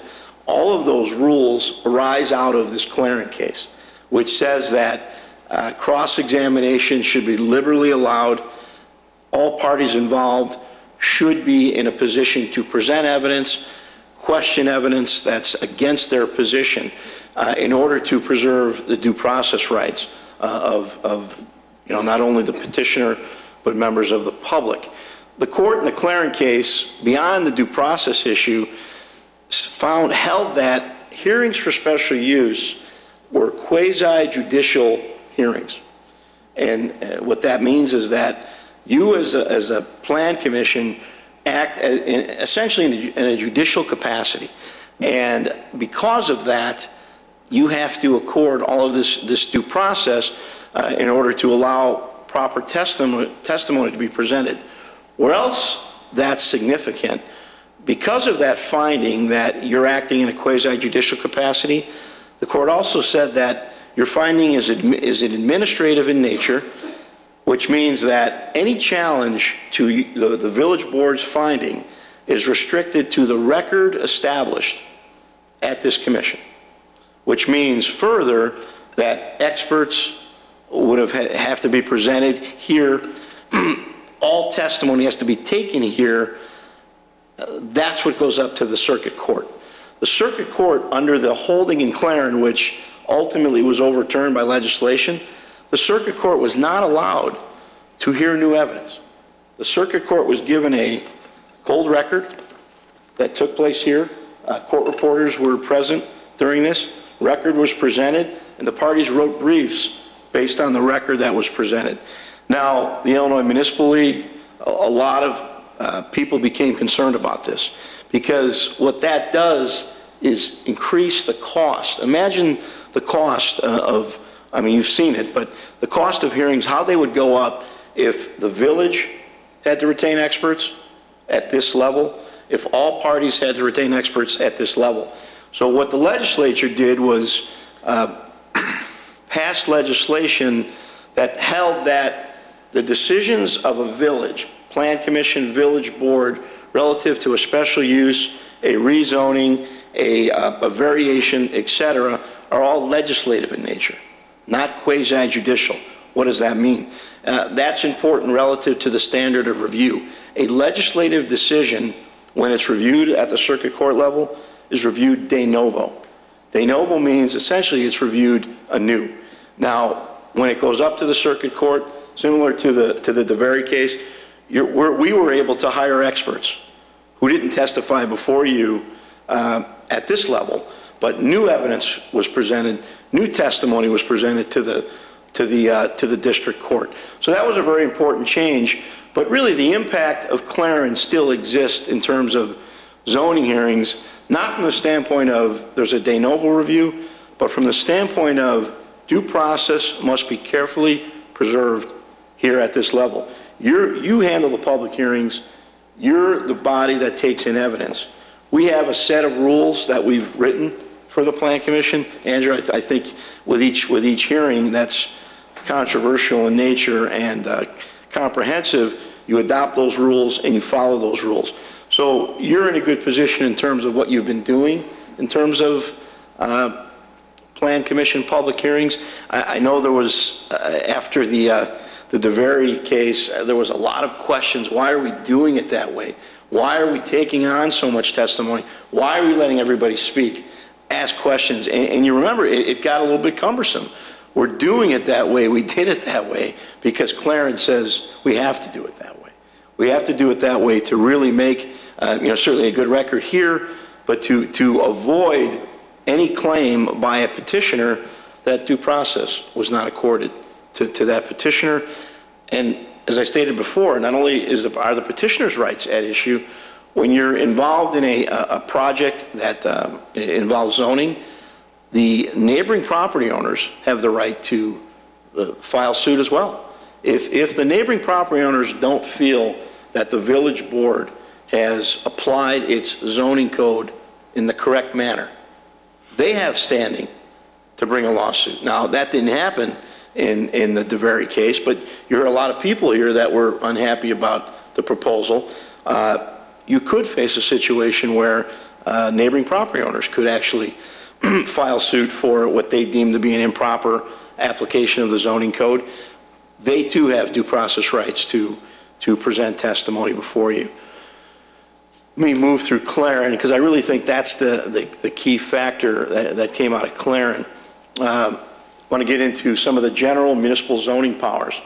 You, as the Plan Commission and Zoning Board of Appeals, are given certain powers and duties under the Illinois Municipal Code, which has been adopted by the Wheeling Municipal Code. You, as the Plan Commission, you're authorized to prepare and recommend comprehensive plan changes and new comprehensive plans altogether. You're empowered to perform certain duties with respect to the administration of the zoning ordinance, including holding hearings on petitions or applications involving special use permits, variations, map amendments, text amendments, as well as PUDs. I think that bullet point probably really captures what you spend most of your time on. Special use permits, variations, map amendments, text amendments, and PUDs. We talked a little bit about the comp plan. The comp plan is really is a goal document. It's the finish line. It's what you hope to get to. It's a document that really should be crafted carefully because it helps support zoning decisions. You, as a Plan Commission and ultimately the village board, can hang their hat on the comp plan in terms of making a decision on zoning. It will help us to defend a decision in terms of rationality if we can point to the comp plan as supporting one of our decisions. A little more on the comp plan. Comp plan may address various elements regarding the future of the village, future land use, public sewer and water service, school sites, major public facilities such as convention centers, stadiums, and airports, and expansion areas for various institutions. That is not a comprehensive list, but those are certainly elements that a comp plan and your comp plan does in fact deal with in certain circumstances. And as I talked about, it is very important to note that the existence of a comp plan may be very important in determining the validity of a challenged zoning action. And that's that Sinclair Pipeline, the Supreme Court case. General municipal zoning powers that you deal with on a routine basis are listed on these slides. I don't have to read each one of these to you, but generally, height and bulk regulations are issues you look at. You regulate setbacks, you make sure they're complied with, you regulate and limit the intensity of the use of lot areas, etc. move through some of this to the more routine petitions you face. Special uses. What is a special use? Special use is a type of property use that is expressly permitted within a zoning district so long as it meets certain criteria or conditions. Now, you've dealt a lot with our zoning code, and the zoning code has a table of uses. There are permitted uses and special uses. Permitted uses are relatively simple. You know, usually you're facing site plan review for permitted uses. Special uses, provided that the criteria and standards are met, which I'll get to, special uses, if a finding is made that all of these things can be met, really rise to the level, they're permitted. They're permitted provided the standards are met. Yes? You know, when you read our ordinance on special use, yes, the first sentence says a special use is a use that is not normally permitted unless right, blah, blah, blah. Mm-hmm. Your statement here says is expressly permitted if you meet blah, blah, blah. So, I mean, there's a different connotation. I'm just wondering if we should be more is permitted as long as you meet or is not normally permitted. I think they're saying the same. I do think they say the same thing, and you know, the real trick with special uses is looking at the standards and applying the facts to the standards. If they're met, as I stated, it becomes a permitted use. No, if they're not, it will not be permitted. Now, you know, this is our zoning code's definition. Defines a special use, those activities which, because of their unique characteristics, cannot ordinarily be allowed in a particular district without consideration of their impact upon neighboring land uses and of the public need for the particular use. Special uses are impact type uses. They're uses that they're not vanilla.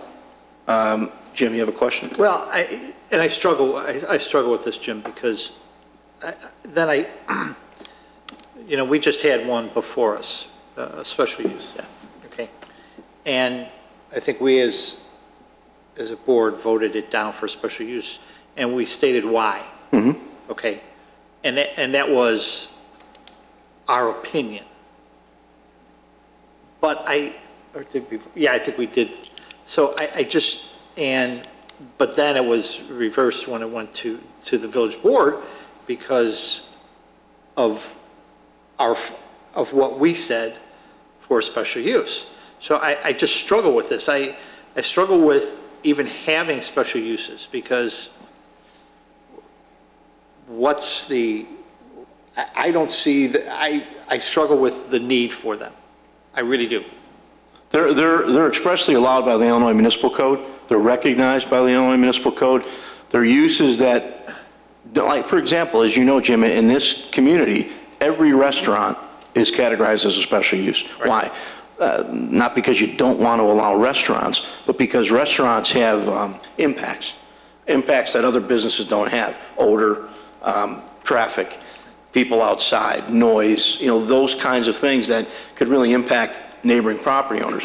Special uses are categories of uses that really give you as an opportunity to minimize the effects, the impacts on neighboring property owners, yet you know, allow the use in. Now, you certainly can work your use table in terms of what are special uses and what aren't. I could tell you that, you know, Wheeling's use table is not atypical. It's a pretty typical zoning use table. You couldn't do away with special uses altogether. You wouldn't really want to, because there are uses that fall into those categories that you want, yet you want to control their impacts. Yes?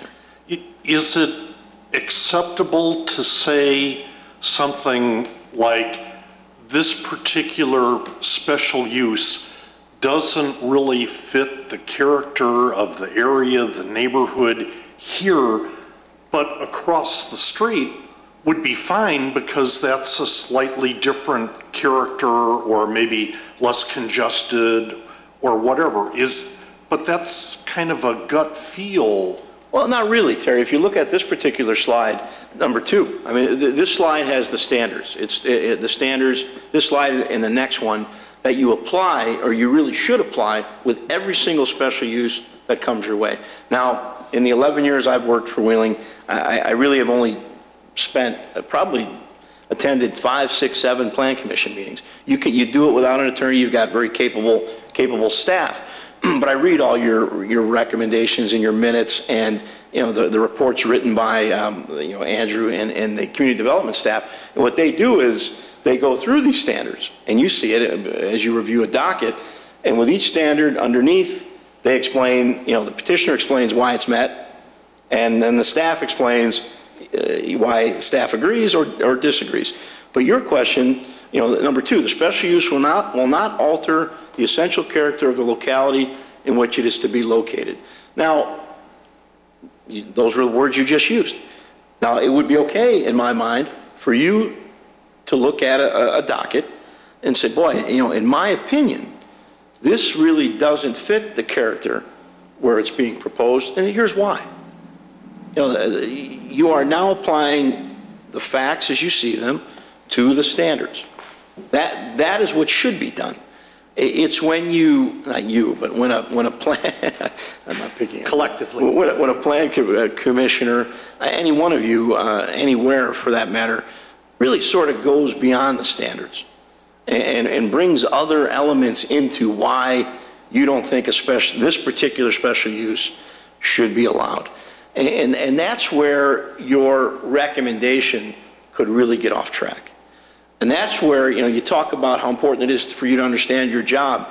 If you make a recommendation based on facts or factors that really aren't the standards, and then it goes up to the board that way, that's really not a useful recommendation for the board. Now, they could certainly reject your recommendation, and you're just advisory. You're advisory to the board. But the idea really here is to get it right, to get it right. Now, the board may not agree with you, right? We've seen that, and that isn't, that's not the worst thing in the world. It's just not.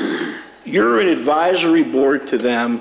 You are appointed to give you're brought from different jobs, different careers. Everybody has a strength that they bring to this commission.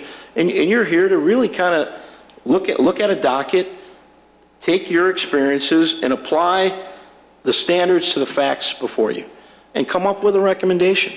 That's your role here. It's your role to advise the board. You're a tool for them to help the board hopefully get it right.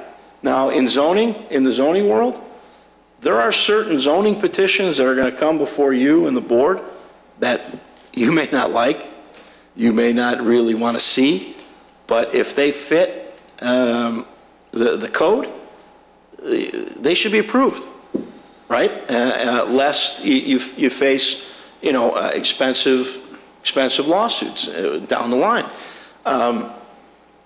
But, the best you can really do, though, with special uses and variations for that matter, is really go point by point and talk about why you think, number one, and they have to meet all of these points. It's not one or the other. I mean, for a special use to be approved, all 6 of these standards have to be met.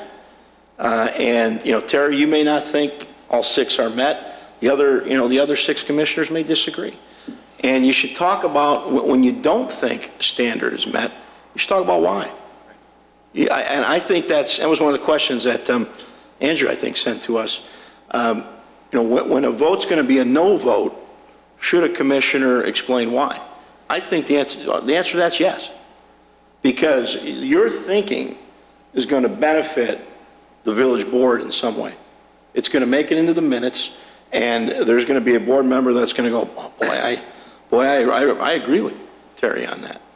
Or, oh, here goes Terry again. I don't agree with Terry. I mean, but it's going to be. It's probably, there goes Terry again. Probably true. But I really think, in our opinion, it's important for you when you talk about these things. And if your vote is a no vote, you should say why. Provided your no vote is tied to these standards.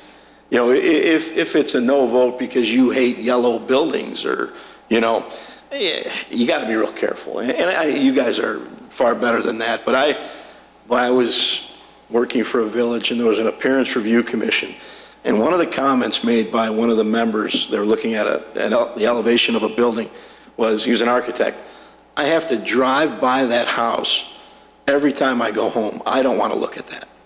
You know, I mean, and that's a ridiculous example, but I think a useful one, where you can't go that far. You can't get off the rails to the point where this is, you know, what you want to see in the town. You have a very specific set of regulations that guide your decisions, you know, and you should really work, and you've got a terrific planner who really, they put good packets together, work to apply the standards as they're written in the codes. Now, variations are, go ahead. I think an important thing, like with special uses, it's already been determined that those type of uses are allowed within, say, a residential district or industrial, but that because of the specific impact based on those specific uses is when you need to assess whether it should be allowed, because in one area of a residential district something should be allowed, or too many of them in an area. So I think when you're looking at the standards, a lot of it, what Jim said, is the impact that would have, and maybe the character neighborhood plays into that, or if there's already so, you know, this character is really, really quiet, so to put this kind of special use in it wouldn't, you know, it would meet that standard, but in another residential area, you know, same zoning, it would fit better because of X, Y, and Z, but it has to be tied to facts and evidence, which I'll talk a little more when we're making recommendations. But that is the idea behind special use, other than a variation, is it's already been determined that these type of uses should be, in general, are okay in the area. Provided you can. Provided they meet Right. the impact standards, and that's why they need to be assessed. And before I leave special use, I'm glad you mentioned that. As you know, with special uses, with your approvals, you can impose conditions. And you can impose, and you often do, you impose conditions to minimize the impact of that particular use in the zone in which it's going to be established. Now, there really must be a logical relationship between the condition imposed and the proposed use of the property. For example, a restaurant that's going in a zone where it abuts residential property. You know, noise is an issue there, odor is an issue there. Those kinds of factors could lead you to conditions to limit the hours of operation, right? You don't want people out there at 3 o'clock in the morning in the parking lot when it's 50 feet from a house. There's a rational relationship there. You have to be careful not to impose conditions that are not rationally related to minimizing the impact of the use. Okay? You understand that? Is that particular concept? I mean, you have a special use that, you know, it has some impacts. And you want to minimize those impacts. Your conditions should be geared toward doing that. A condition that you want a sidewalk put in, we talk a lot about sidewalks. You want a sidewalk put in that's really not related to the impact of that special use, that could be deemed as an unreasonable condition. So you really should talk through the conditions and why you want those conditions and what the goal is for those particular conditions. Moving on to variations. Another type of zoning relief that calls for a public hearing that you conduct as acting as the Zoning Board of Appeals. That's typically a ZBA function, but you as the Plan Commission have taken that on. Definition quickly is a variation, is a modification of the literal provisions of the zoning ordinance, allowing a proponent to do something which would normally be in violation of the zoning ordinance. What I get out of that is, you know, variations, they should be relatively difficult to obtain because essentially what they are licenses to violate the zoning code. And it's a funny way to think about it, but that's what they are. And you've got standards, just like with special uses, not the same standards that apply to variations. Now, very typical standards, one of the first is that there are present actual physical conditions applying to the lot that make it really difficult for the property owner in terms of the application of Title 19. The conditions at the property are unique, exceptional, extraordinary, or unusual that would render a variation something that the village board would want to consider. One of the next condition is that it's important that the conditions were, that's a typo, were not created by the particular petitioner. The petitioner should put on testimony that the property in question cannot yield a reasonable return if permitted to be used only under the strict conformance of the zoning code. Again, this is similar to the special use factor we just talked about. The granting of the variation will not alter the essential character of the locality. Environmental issues are looked at with variations, etc. Are there any variations are typically easier to deal with, I think, than special uses? Are there any questions regarding variations in that process? Of course, I have a question. Many times we put a condition on a variation that says if the use changes or something, that the variation is no longer applicable. Now, in the past, I've been told that variations go with the land rather than the use. Yeah. Is what we're doing on putting a condition, a variation condition on a use acceptable, tolerated? The variation really should run with the land. And do you typically end it with the use? Yeah. Have you in the past? We've had, I recall many more examples of the special use having a immediate expiration rather than the 6-month expiration. That's right, yeah. That's more typical rather than variations. Yeah. There's variations, I mean, very common, setbacks are violated. Those are the kinds of things where you grant a variation and you really wouldn't want that to expire. I think we've had an example, maybe this is what you're referring to, and I can't think of one very recently.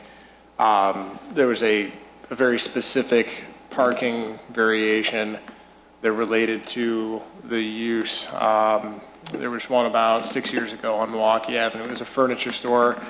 They had a very unique, they made a case for a very unique parking demand and were granted a variation. I think we had an expiration in that one, but I think that was, it is fairly rare. Usually what I think we see are the special uses that expire immediately. That's more typical. But they're typically, I think, some of the uses where we have children's training or training centers or physical workout things where you might grant some, all the people get dropped off as opposed to having parking, so we give them variations on parking as long as that particular, you know what I mean? Yeah, I'm not as troubled with that type of a variation expiring as I would be where you grant a variation to modify setbacks and a structure gets built and then the use changes. Okay. Yeah, I mean, I don't think you'd even want to go back and have that expire. But special uses expiring are very typical. What you always have to remember with that, though, is this. You grant a special use for a certain business, whatever it may be, and you impose conditions. And you say, this use expires if the ownership changes, right? That's what you say. New owner comes in. He's going to come right back to you and apply for the same special use.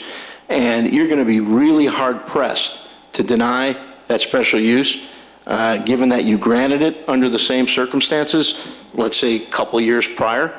And if you do deny it, well, you recommend denial and the board denies it. You don't take the final action, but the board denies it.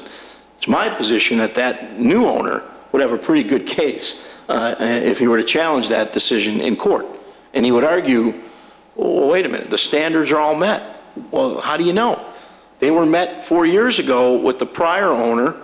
I'm running the same kind of, I bought the business. I didn't change a thing. So that type of condition is a bit illusory, in my opinion, where it might make you feel good when you put it in, but at the end of the day, if a similar business comes in, you're really going to be stuck with that. How about if it's the exact same thing, except you granted this variation to the next door neighbor? I mean, maybe it is a setback or something like that. You granted the variation for him. Why can't I have the same variation? Well, does that transcend? A variation a little different. I mean, because different properties have different factors. You know, why do you need a setback variation 4 doors down versus what you needed on the corner? Different factors. So I think variations are different than what I'm talking about in terms of a special use, where the use essentially remains the same, but the owner changes. I mean, I would argue as a petitioner's attorney, that second petitioner's attorney, good for the prior owner, good for me. You know, how are the standards no longer being met? So that's just something to. But isn't it part of our code that a special use expires at a point in time anyway? It expires, but what we're referring to are is the immediate expiration. If a petitioner has made an argument. Well, exactly, Yeah, but still, the point is, Even 6 months later? even 6 months later, if our code says 6 months, then what Jim just said really could be the same No, thing. they'd have to come back. Jim is saying when they come back and you're reevaluating the special use, when you're reevaluating it, you should remember that if it's the same type of use, to then recommend a denial after you gave a special use for the same use. You can still make them come back and get a new special use if it's a new owner, or a new use, one Italian restaurant to another. But it's when you're evaluating that use, adding, if it's the same type of use, then the denial of that use, even though you already granted it, would be problematic. So it's not the expiration of it. Well, but.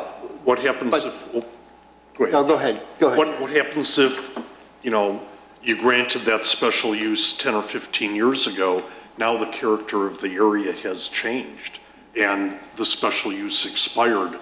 Are there? That's a little different. Okay, so there are. But you're going to need to. Mallory, Evidence. when you speak, could you go to the mic, because Wait, why don't you people actually are grab up? listening? That should work. So Am I not loud enough? Well, no, because some people, I don't think you can hear the Our vast microphone. audience. Yeah, vast audience. Yes, We are. we are. HD. Perfect, thank you. So I guess my general comment is there's still some. Andrew, why don't you come up here? There's still some, as I call it, wiggle room Yeah. in the. To the extent characteristics have changed, to the extent a use expands, That got it. right? That would help you with that. Hello? Great, Thanks. thank you. And I want to point out with what you were saying with the variation, 4 doors down, they want the same setback. If you're seeing the same type of variations over and over, that's when you might want to consider changing an actual text amendment to the code. And second, a person, when they come to a variation, has to show their particular hardship or, what is it? Yeah, the practical difficulty or unique and practical particular hardship. And so that's why you can do that individualized determination. So someone would have to have that. And if they're saying the same particular hardship down the block, then it isn't particular to them, so the variation probably shouldn't be granted. I just ask a quick question on that. Our administrative variation process, technically it's still a variation. Should we have a record of the staff finding on each standard associated with an administrative variation? Do we have them fill out the same application? I would say yes, and even with the administrative, I looked at the code, you still provide notice to the neighboring property owners. We still provide notice, but I don't know that our application has all the standards in it. I should look at that pretty closely. We should have a pretty good record of what you're doing there in terms of the standards being met or not. Okay. I'm going to get through the rest of this pretty quick, I think. let's see here. Oh, this is fun. Those are All right, okay.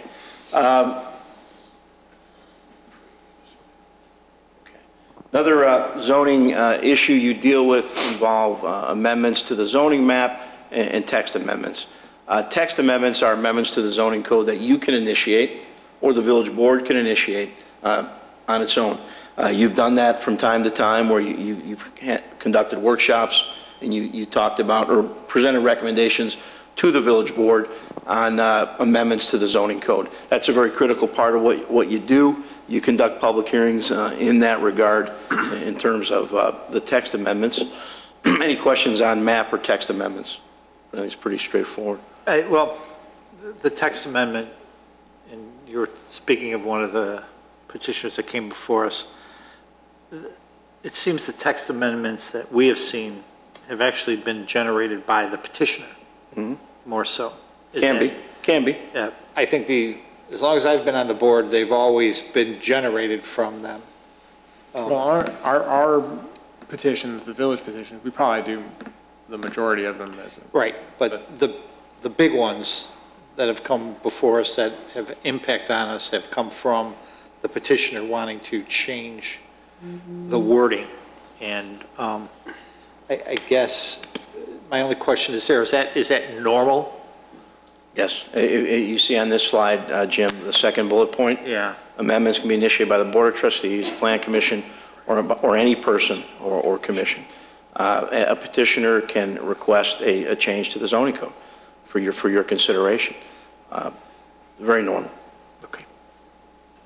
And you look at it in terms of the factors, zoning factors we talked about, the LaSalle factors, to determine whether or not it makes some sense. And here are some other factors that the Wheeling Code includes when looking at amendments, text amendments. Is there compliance with the intent and purpose of Title 19? Is there compliance with the comp plan, official map, et cetera? Do the physical or economic conditions pertaining to the subject area which have changed and which make existing zoning inappropriate and the proposed zoning appropriate? Is the text amendment desirable and needed in the village? Those are factors that you'll discuss and make recommendations around. You also administer the Title 17 and the subdivision ordinance. I won't spend too much time on that. But before I turn this over to Mallory, who's going to talk about really how you do your job and the rules and procedures, there was a question that came, I think, from Terry related to requiring the dedication of right-of-way with particular developments. And there's a case right on point out of Schaumburg from 1996, Amical Oil Company versus the Village of Schaumburg. And in that case, Amoco is looking to site a gas station at Roselle and Gulf Road. Schaumburg demanded 20 feet of right-of-way, and Amoco challenged that in court.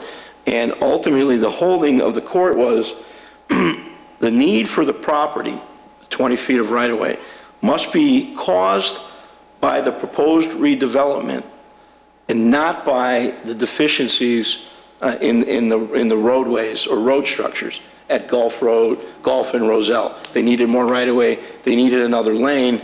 The siting of this Amoco gas station had nothing to do with that.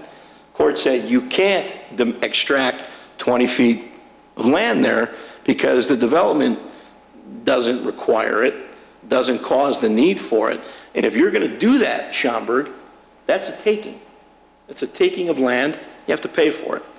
So I talked about this before, there must be a logical relationship between the condition and the proposed use of the property. In the case of extracting right-of-way, the need for that really must be borne by the particular development. You can't impose it unless we can really tie it together. Now, you might have a property owner that is willing to do it. Says, no problem, I'll give you that right away. But in those cases, I'm going to prepare a consent and a waiver and all the rest for them to sign. Amoco wasn't real happy about it, and they challenged it successfully. And that holding makes sense. It really does. You know, Schaumburg had, we've all been to Woodfield. Roselle and Gulf Road, very busy area. You know, this gas station didn't cause the deficiency. So that's something I wanted to talk about. That was an easy one. I'm going to turn this over to Mallory, and as you did with me, if you have any questions as she goes through this, please. Should we just take a 2-minute break? Sure. They've been going for 2 hours. Thank you. Switch over. Should I stand right here? Right next to you?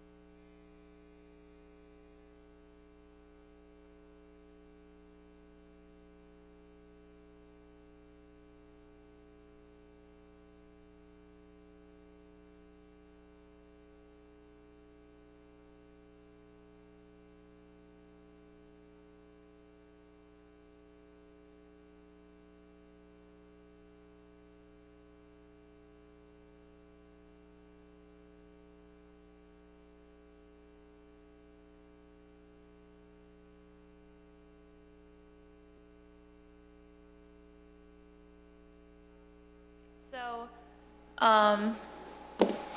as Jim was saying, that I'm going to talk over kind of the rules, procedures, responsibilities, findings, and your motions that you guys actually go through the motions of doing. And I'm going to kind of go over this kind of fast because a lot of it's going to be second nature. You already have rules and regulations in place, especially when it comes to public hearings. You already have the order of which, the petitioner presents their evidence, and then anyone from the audience or interested persons can come up and present their evidence or cross-examine, and then you guys question and staff provides input.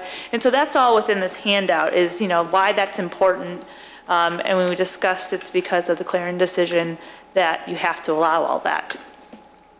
And a lot of the other things you guys have to do is required by the Open Meetings Act, which I'm going to discuss in a little bit as well.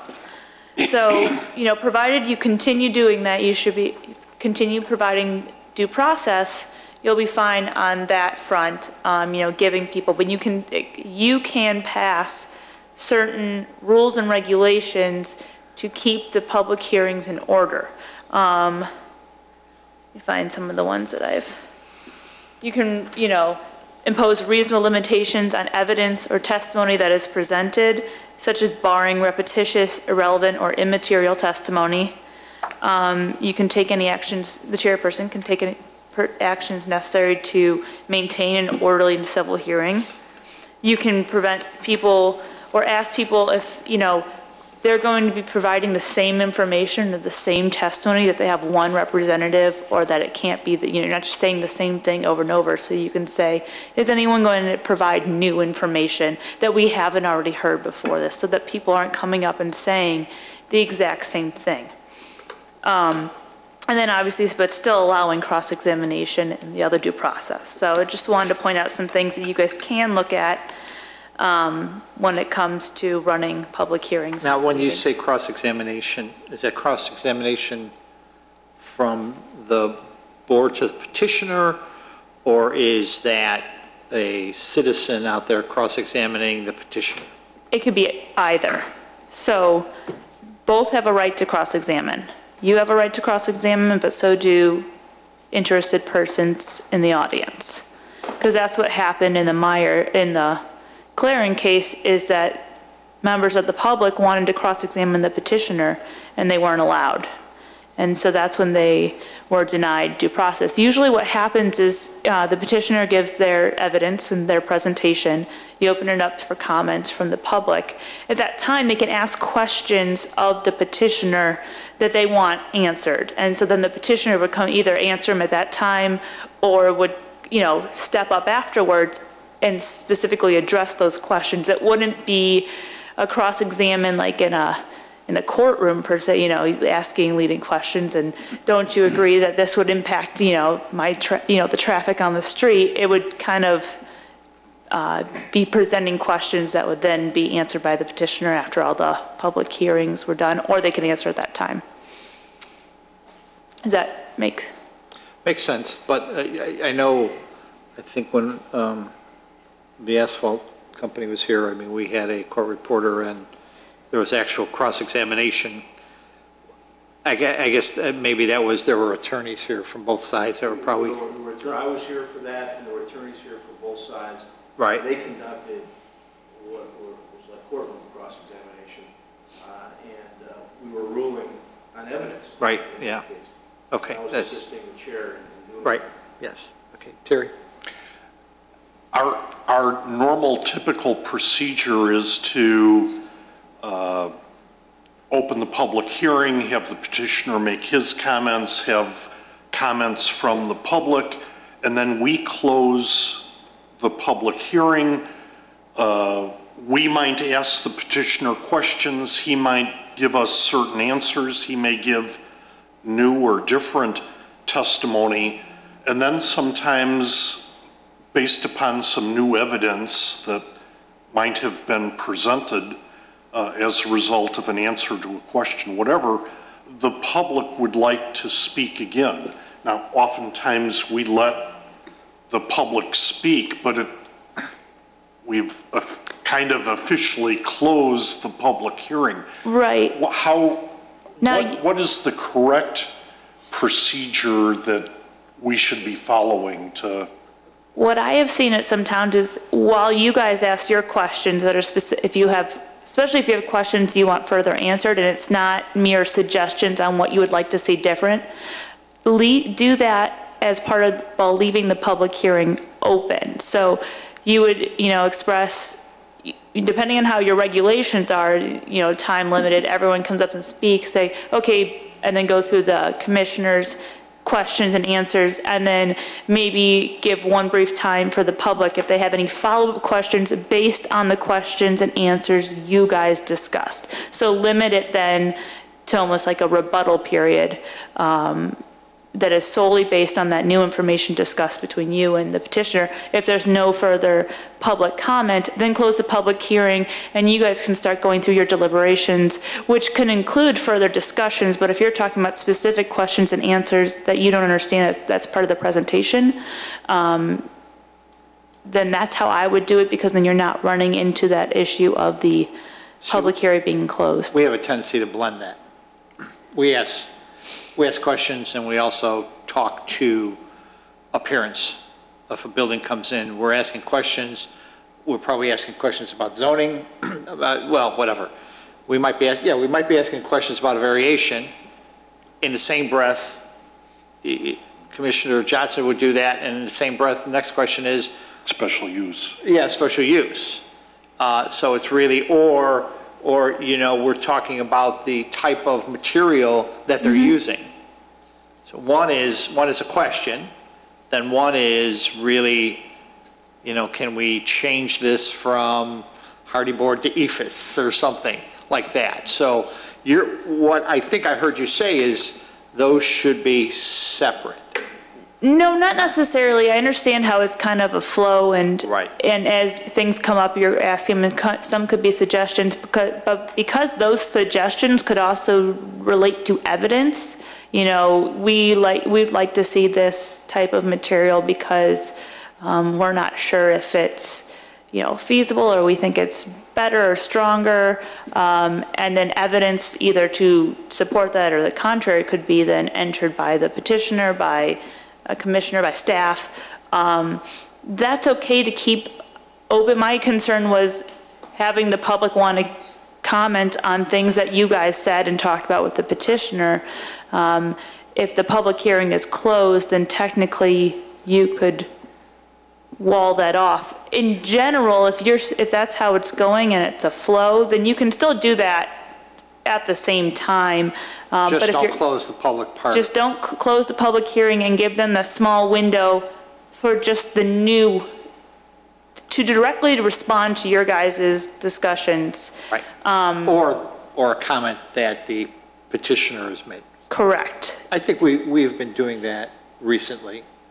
Because it's been pretty consistent. Okay. Then once it's closed, your deliberation, what I meant by your deliberations is you've kind of hashed out your questions and answers or comments to the petitioner, and you're deliberating on the standards then, and what you've heard from them on whether you think they're met, conditions that you want to impose related to the use. And we probably don't do a good job of that.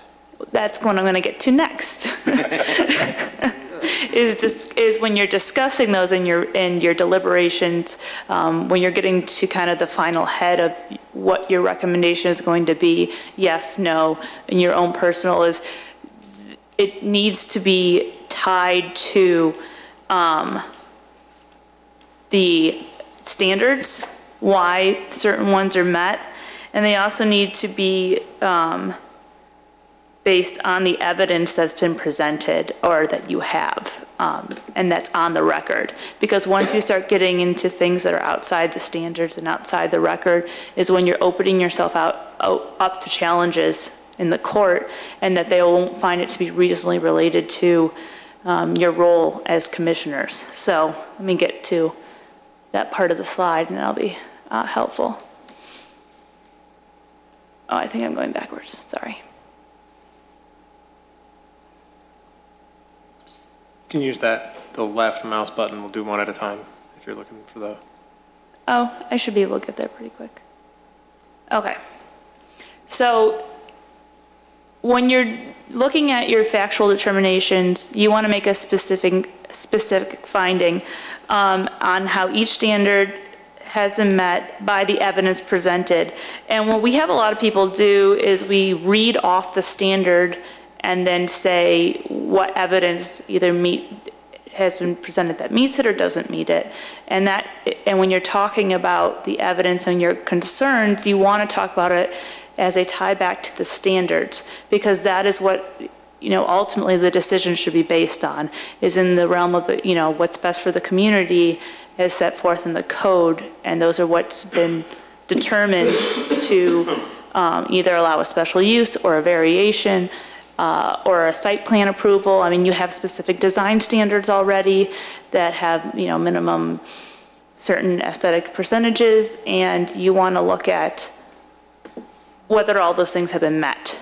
And so if you think that they haven't been met based on the evidence you've been provided, then you want to point to why, you want to state that. And the closer you are to the standards, the more likely your decision is going to be upheld if it's challenged. And it'll help the board look at it and see why, you were recommending either approval or disapproval. So, but it has to be the stuff on the record. And the evidence there. So I think that's important. So is the suggestion there that the commission, on taking the testimony, going through their the questions with the petitioner, following that, prior to making their motion, typically this commission makes the motion at the very end. It's not motion deliberation format. So the motion is usually discussed, the nature of the motion, what conditions of approval is discussed right at the end. Are you saying right around that time there should be a standard by standard account of the findings that have been made?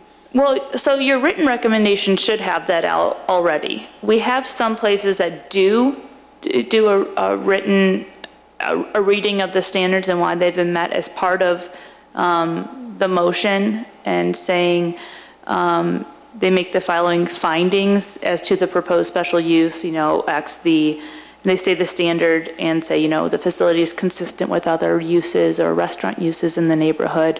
And,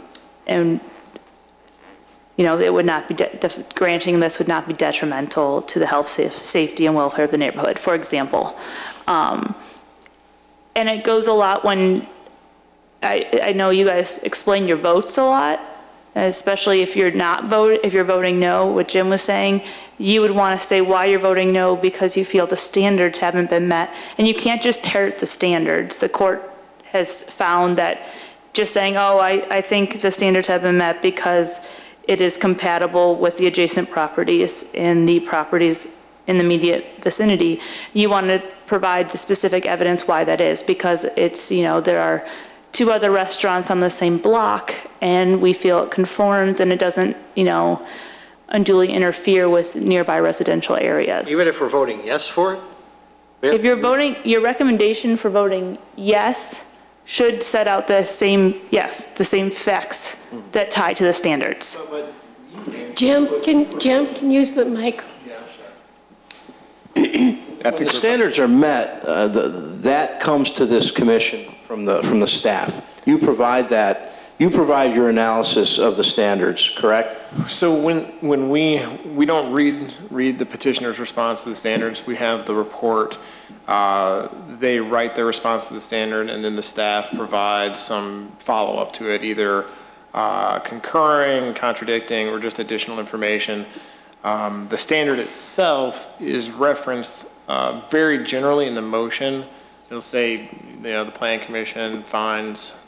I don't even know if we use the word fines in the motion, but the Plan Commission makes this recommendation. Then the standards don't show up again by direct reference until the ordinance. So if the suggestion is that the motion of the commission should be modified, we have boilerplate motions that we add the correct documents into, but the basic boilerplate motion does not reference the findings. Do you have findings of fact, though, as part of your written recommendation? The findings of fact are essentially the entirety of the record as it is. So what we send to the board is the entire record from the point where that hearing was open to the point it was closed. The meat of that is usually from the start of the motion to the end of the motion. And that's what gets reprinted in the board report. But it isn't until the ordinance where the specific standards are spelled out again. Okay. Here's what I would say. The boilerplate motion can be modified to add some language regarding the standards and the staff's opinion on the standards. And then rather than have all plan commissioners talk about why each standard has been met, I think the motion can be written in a way that includes a statement that the standards have been met in accordance with the way staff has laid it out for the commission. I really think it's more important when you vote no to talk about what you don't think has been met versus what you think has been met. And rather than have it be so cumbersome and have every commissioner say, you know, I think this is compatible with the character of the neighborhood because I think, Andrew, you can probably put that into the motion, and then when they vote on the motion, they can adopt your statement in terms of why you think the standards have been met. Yeah, I think I should clarify. When I'm talking about, when you're discussing your deliberations, and even if the findings of fact that go to the board, there should kind of be a literal findings of fact that set forth the standards and why that standard is met or not met based on the facts presented. And so that's the written finding of fact that is a little more, that is going to the board, that kind of should set it out. If it's a general, we agree that the standards are met, and the board agrees with those written ones that are for them, they can reference that as set forth in the findings of fact. And if there's something different that a personal commissioner feels, then that would be a time to distinguish it. But when you're deliberating with the petitioner or amongst yourselves, I meant to say if you have a concern about certain aspects of the plan before you or the petition or the special use of the application, tying those concerns back to the standards. And I think we normally do that. I mean, and if that's what you do, that's great. It's more of a reminder. Well, but the standards are listed in the findings. Standards are listed, but a couple. And normally we document in the findings that a commissioner might have said no to this entity, but in general, the commission voted more in favor that all the conditions were met. So, you know, well, but the motion then, we have a standard motion, but now the motion is becoming fluid because what do you say if there's seven of us, okay, and it's voted 4-3 in favor.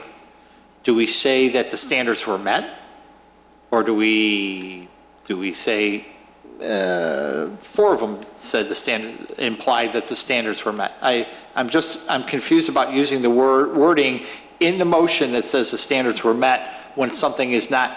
To me, when we say standards are met, that it's normally would be unanimous. But in reality, if it's 4-3, the standards were met because of the vote, not because of the people on the Plan Commission. Well, I would say to that, Jim, that when it's 4-3, the body has voted that the standards have been met. Okay. And the no votes are reflective of a feeling that some standard may not have been met. And those are documented in the testimony as well. So again, and I guess what I'm saying is that the motion is really fluid and the wording changes each time a special use. I don't think so, because the board, if it's a 4-3 vote, the board voted to. Okay, but what if it's 3-4 against? The body. That's what I'm saying. Then you should say what the reasons for objection were. The body of the Plan Commission has said that the standards have not been met. Correct. Right, so it changes. But the motion's in the affirmative. Motion to approve the special use, and you lay out in that motion because the standards for special use have been met, and then you go on whatever other conditions you're adding. If that vote fails, it's a motion to approve. If that vote fails, your recommendation ultimately, Okay, got it. it'll be a negative recommendation that works its Right. way up to the village board. Okay. Okay. Yeah, and I hope that's all clear, because when the board's getting it, they want to be able to see the evidence, you know, in our written findings, and it sounds like maybe that is what you're doing, I wasn't clear, but maybe having, you know, the written findings of the facts that support the standards or do not support the We standards. typically, Instead of, you know, separate it out than just giving them the entire record. What I'll do is I'll provide you with a sample and just here's what we do now and here's what we are interpreting as what we should modify, and it will. And we have samples as well as, yeah, so we Yeah, can, I saw and whatever, some of that. yeah, and whatever works with you guys as a commission as well, that, you know, makes sense for you guys, but also making it easy to, you know. and we also, before a meeting that there's a variation, I'm sorry, before the first petitioner of the night that's a variation or a special use, we have the secretary read standards for variation, standards for special use, and each one of those, we say that typically they're not, the standards are not read at the meeting, but they're incorporated into, what do we say? Into the record as if Into the having been record, read. right, so. Okay. We do have that, you might want to show what we do that too. Okay. I guess I'm just, what my focus was when you're making findings and you're discussing and deliberating and making factual determinations, that you want to keep those standards in mind when you're discussing things, because when someone looks at the record, they want to, you know, it'll be better if you guys are tying it back to the specific standards that you're familiar with. Let's see. So some of, just to keep in mind is that the court will not rely upon the board's determination on a question of law, while they might look to your determinations on questions of fact. And what, you know, and a lot of times whether standards are met or not are questions of fact that could, you know, go either way, and they will give some, even in a de novo review, they will look to see, you know, your reasoning and rationale behind it. But questions of law the court will not defer to your guys' decision. So just to keep that in mind. Rehearing and reconsideration, unless your zoning ordinance provides for it, there's no right to it. There would need to be a change of circumstance or a passage of time or a different request to then grant a rehearing or reconsideration, unless you guys provide for something different within your zoning code, which I don't believe you do. There's a distinction in the village between the board's procedure, the village board of trustees procedure, and the planning commission procedure. So the village board does have a reconsideration procedure that the planning commission does not have. Okay. All right, then I'm just going to summarize some things of the Open Meetings Act. Do you guys have any questions about the general procedures I was talking about, other than what we've been discussing? Just real fast, is it advisable for the commission to adopt a procedure for reconsideration, or is it atypical for a planning commission to have that? I think in general, I think it's atypical. I would not. Yeah. Just leave it at the board of trustees level? Yeah, I think that unless there's these, you know, exceptions. You need some finality here to get it up to the board for their ultimate decision. I would not.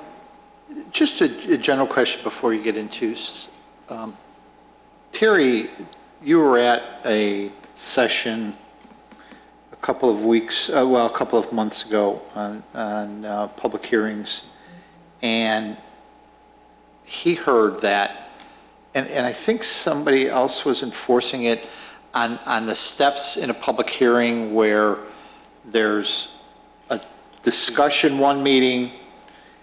Well, that was just how somebody else, look, May I? Take it away. I wanted to bring that up. The state attorney general has been going around to various, I think, counties, explaining to people, and the topic was the Open Meetings Act. Yes. Oh, and we're getting to that, so maybe.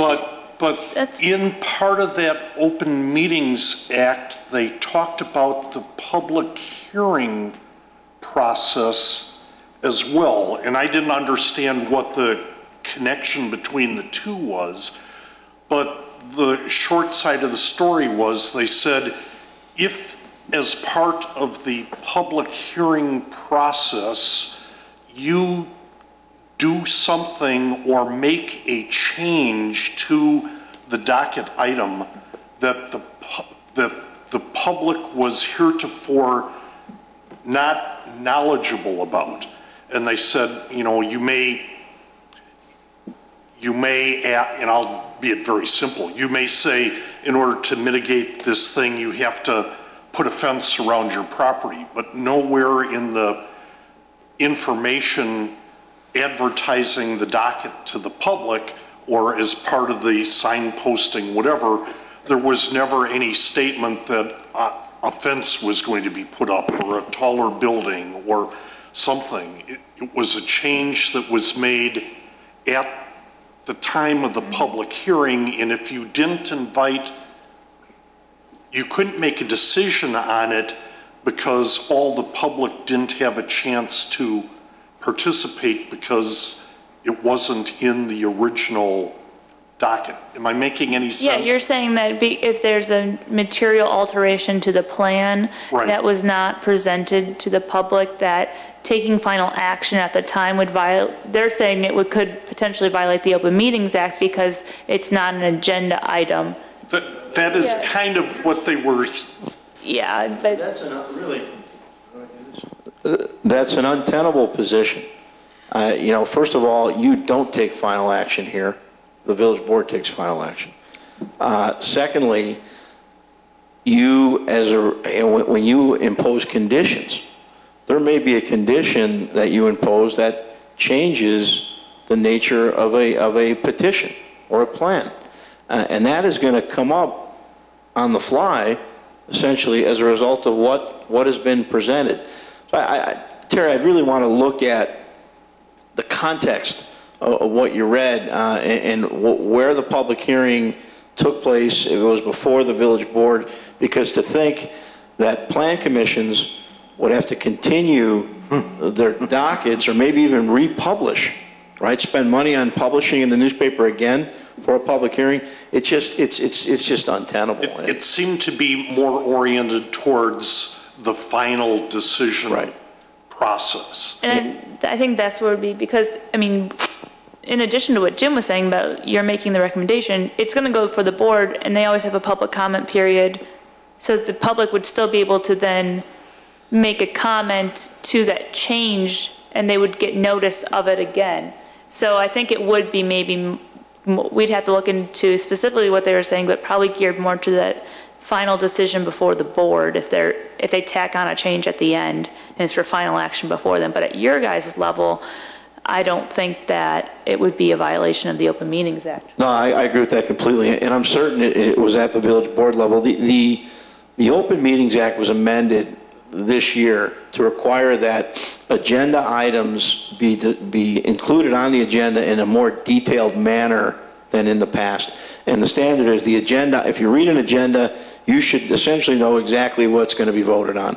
And I think that's what that's going at. Yeah. That somehow there was an agenda item that reflected a certain plan or item that was going to be considered, and that changed on the fly. In that case, I can understand the Attorney General saying you're going to have to continue that meeting, not continue that item, maybe table it to the next meeting where you can post a more comprehensive agenda item. I think that's what took place there.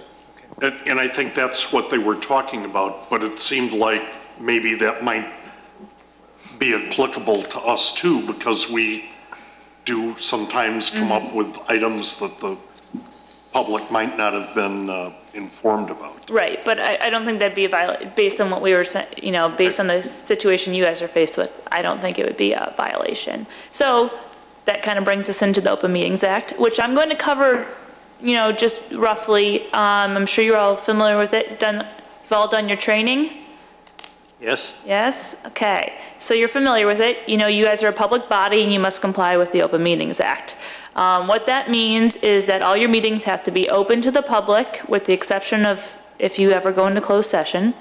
All meetings must be at specific times and places convenient to the public, and a schedule of regular meetings must be prepared and posted. Notice of all meetings must be given to the public and news media if they specifically request it. And you have to have meeting minutes for all of your meetings. Meetings under the Open Meetings Act a meeting is defined as a gathering of a majority of a quorum of the members of a public body held for the purpose of discussing public business. So you're a 7-member board. That means 4 of you is a majority of a 4 of you is a quorum, 3 is a majority of a quorum. If 3 of you are together and you are discussing Plan Commission business, that is a meeting under the Open Meetings Act. So you have to be very careful about casual discussion. It doesn't need to be, within Village Hall. If you're discussing it anywhere, at the coffee shop, at a restaurant, at a barbecue, and there are 3 of you or more discussing them, discussing the business, that's going to probably run afoul of the Open Meetings Act. Some very big concerns that we've been seeing is emails. Reply all feature of email starts to get tricky because it's contemporaneous communication is part of the definition. So if you get your agenda sent out and someone hits reply all and starts asking questions about an agenda item, and then reply all and you all start talking about it, then that could be potentially a violation. Do you have a question? Yeah, about 2 years ago, we created, and we occasionally do create some subcommittees to go off, and I think the one I was involved in, we did a streetscape discussion of 3 commissioners, and we posted it and we went through all the agenda processes and meeting minutes and stuff, and it was, I hate to say, a real pain to do it, but I mean, we did follow the rules. And then when we finished with our discussion deliberation, we put it into a report that we brought back to the Plan Commission, and then had the whole Plan Commission review it and discuss it and add value and tweak it, and then eventually they approved it for forwarding to the village board. For that subcommittee type work where we're just going to come back and do something official with it at the Plan Commission, do we need to go through all that? If it's an official, if you set up a subcommittee, that would, the act does say that subcommittees broken down still are subject to the Open Meetings Act requirement. That's correct. Unless, there's some differentiation, like staff meetings are different.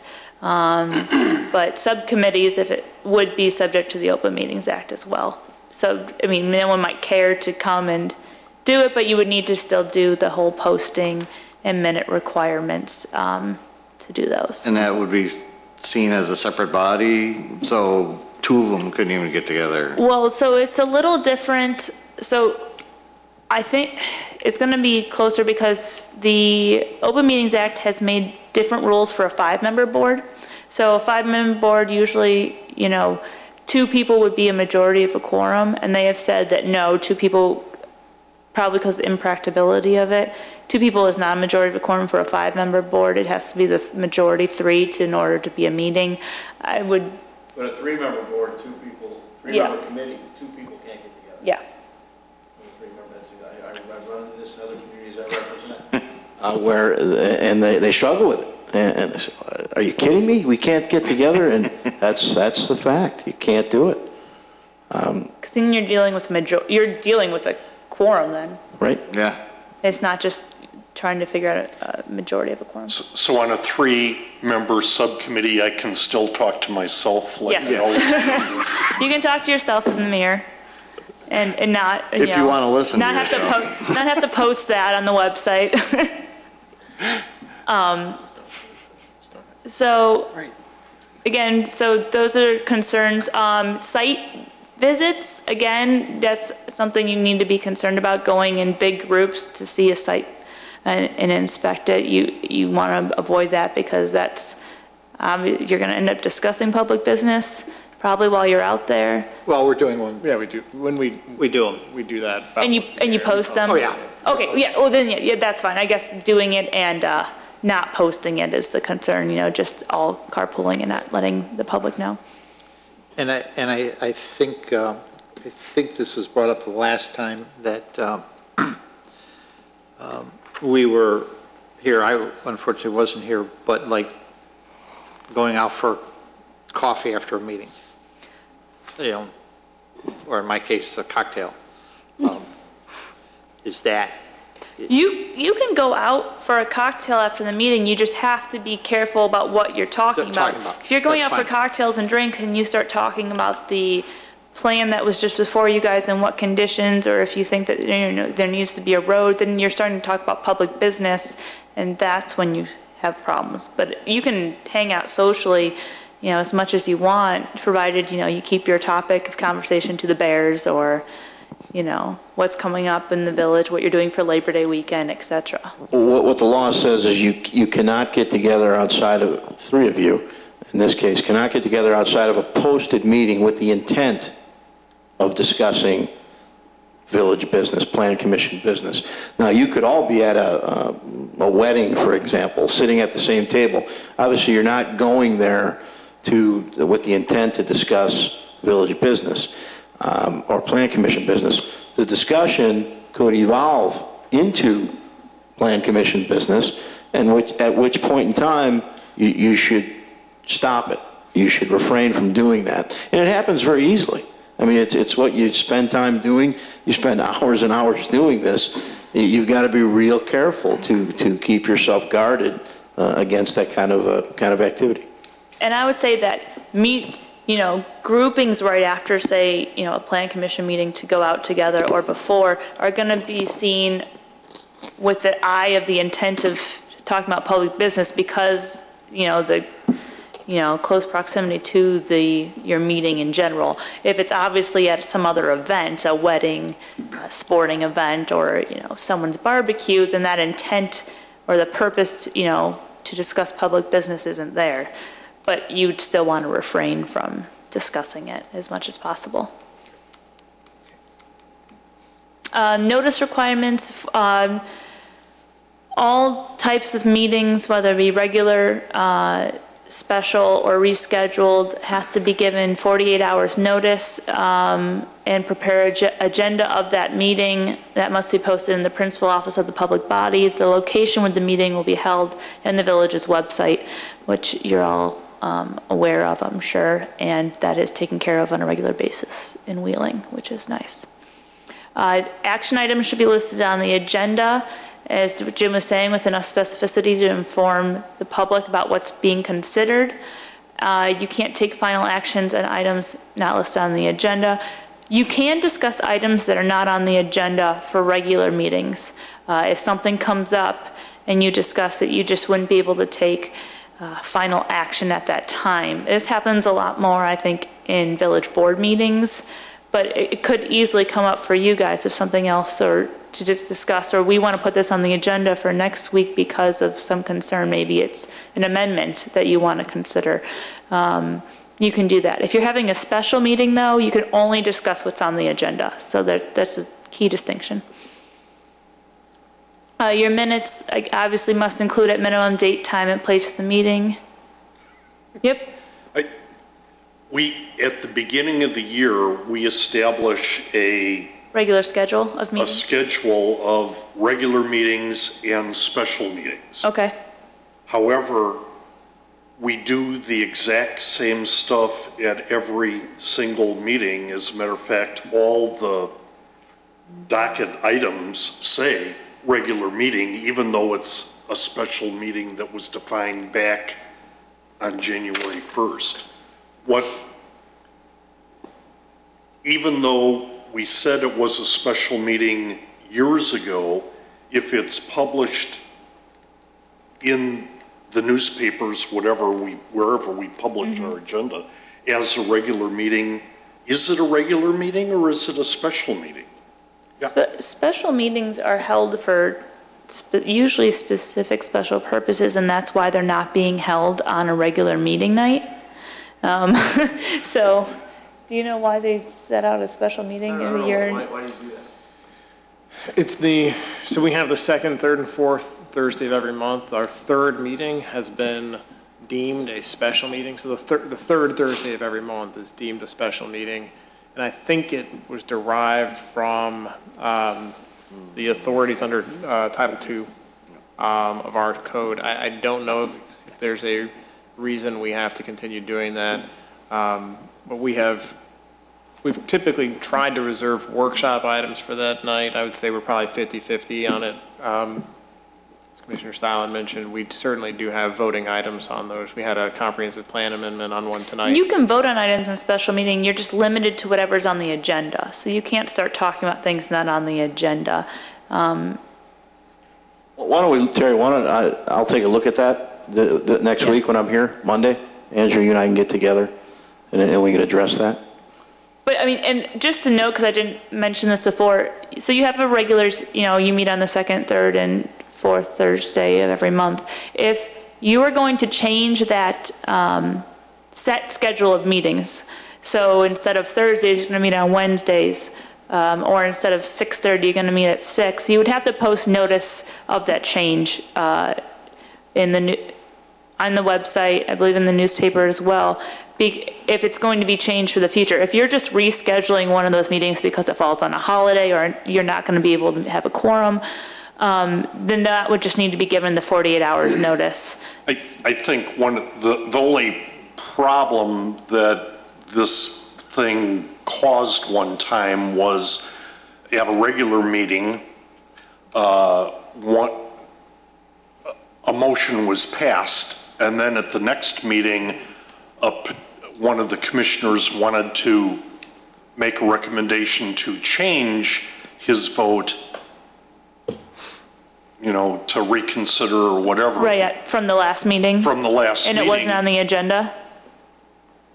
Well, I don't know. It was a special meeting, so it couldn't be done at a special meeting, but then it couldn't be done at a regular meeting because that was past the time our ordinance say has to be done at the next meeting. Anyway, do you remember that, Jim? It caused some... It did, but I can't remember. I thought that our issue was the reconsideration. Or is this before my time? No. I think...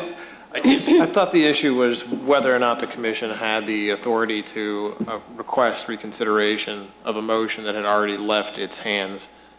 And I think that was it more so than the date of the meeting. Well, it had something to do with that special... Yeah. We can look into... undo it at a special meeting because it wasn't a regular meeting or something like that. Yeah, because special meetings are, defined in a specific way under the Act. There's specific reasons why you're meeting for a special reason, for a special meeting, versus why you're just not doing it at a regular meeting. So that's what you have. So Jim will take a look into that as to why, they're designated that way. I think we're somewhere in between a board item and a plan commission item. If you send it to me, I'll get together. Yeah, originally it started because we did our normal business on the first and fourth, and then the third meeting was only for signs. Yes. And then we kind of there was too much to do, so we started adding stuff and whatever, right? I think. Yeah. Yes. So when we talk about minutes, you have to have minutes of all your meetings. That must include the date, time, and place of the meeting, the members, whether they were present or absent, and the summary of discussion, all matters proposed, deliberated, decided, and a record of any votes. These minutes must be approved by the commission within 30 days after that meeting or the second subsequent regular meeting, whichever is later. And then after they are approved, they must be made available for public inspection within 10 days after approval, which is usually done by the clerk's office. just as a general reminder. And then the fun part, penalties, violations of the Open Meetings Act can be a criminal violation, Class C misdemeanor, punishable by a $500 fine and/or 30 days in jail. There's also a civil action procedure under the Act through the Attorney General, or bringing allegations of violations of the Open Meetings Act directly to the Circuit Court. If for some reason you guys received a violation notice of the Open Meetings Act, which would probably be through, it's called the Public Access Counselor of the Illinois Attorney General, then there are, specific timelines to respond to that would need to be brought probably to Jim's attention so that we could adequately respond in the timeframes. I'm not going to, we've been here a while, so conflict of interest, I mean, there are general statutory conflicts of interest that you're all aware of that you're prohibited from doing under specific statutes, and then common law.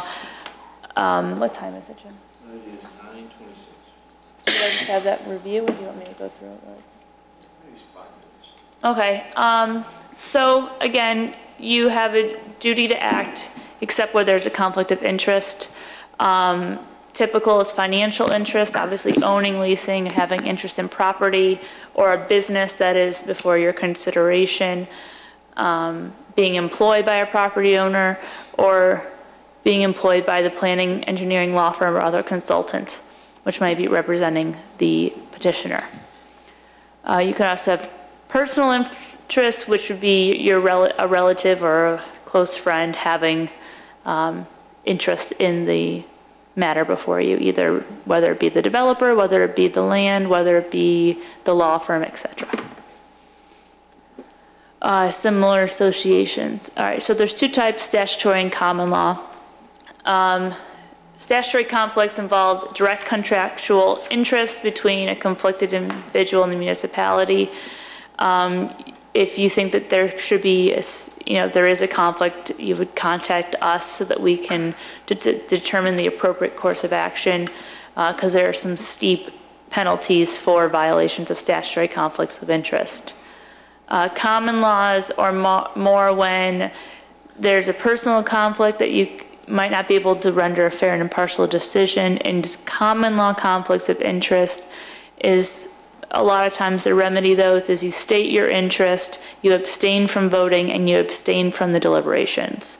So that would be a way so that you would not import any unfair and impartial interest you may have onto the rest of the commission. A lot of statutory conflicts, unless there's an exception, you cannot just abstain from voting. You would need to, either that would have to be removed from the docket, or you'd have to recuse yourself if it's a statutory conflict of interest and a specific exception doesn't apply. That's a lot if you are like a direct owner or shareholder with a substantial portion of the shares of a business that is coming before the commission to be voted on. So, what about if you're on the other side? If you're a resident that is going to be affected by this petitioner, I think that would and be. you're also serving on the board. That would be a personal conflict of interest. That wouldn't be like one of the statutory ones. You would want, you'd want to raise that issue and say your interests, and so how that would affect your vote. If you think it's going to cause a problem in your ability to vote impartially and fairly, then I would abstain from voting on that matter. Yeah, I agree with that. I think with the statutory conflicts, which really deal with a contract between the village and more of an elected official, it's going to be rare that a plan commissioner ever runs into that, because you're never, ever voting on a contract. You just don't do that. You make recommendations on zoning type actions.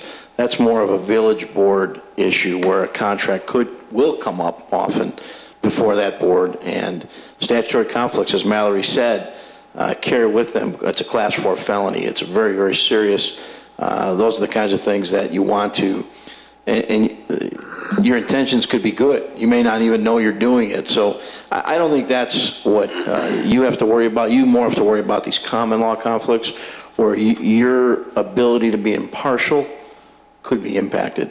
Don, in your example, let's say there's a development that's going to be built and it's 500 feet from your house, and it's going to impact your property values. It's going to be hard for you to be impartial as a plan commissioner.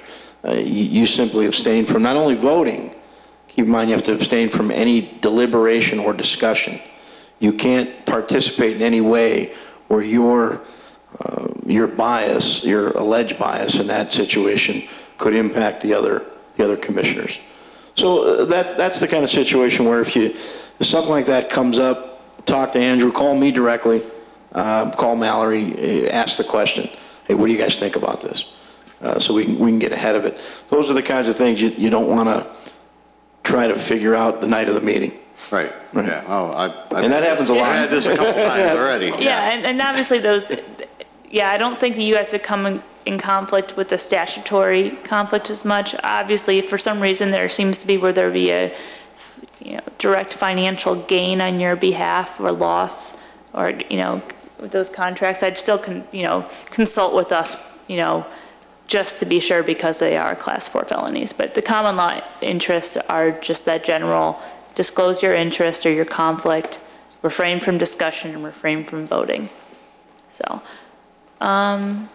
which is what I just said, and that is everything we have. Any questions? Any questions? Terry? I do have a question that kind of wasn't discussed.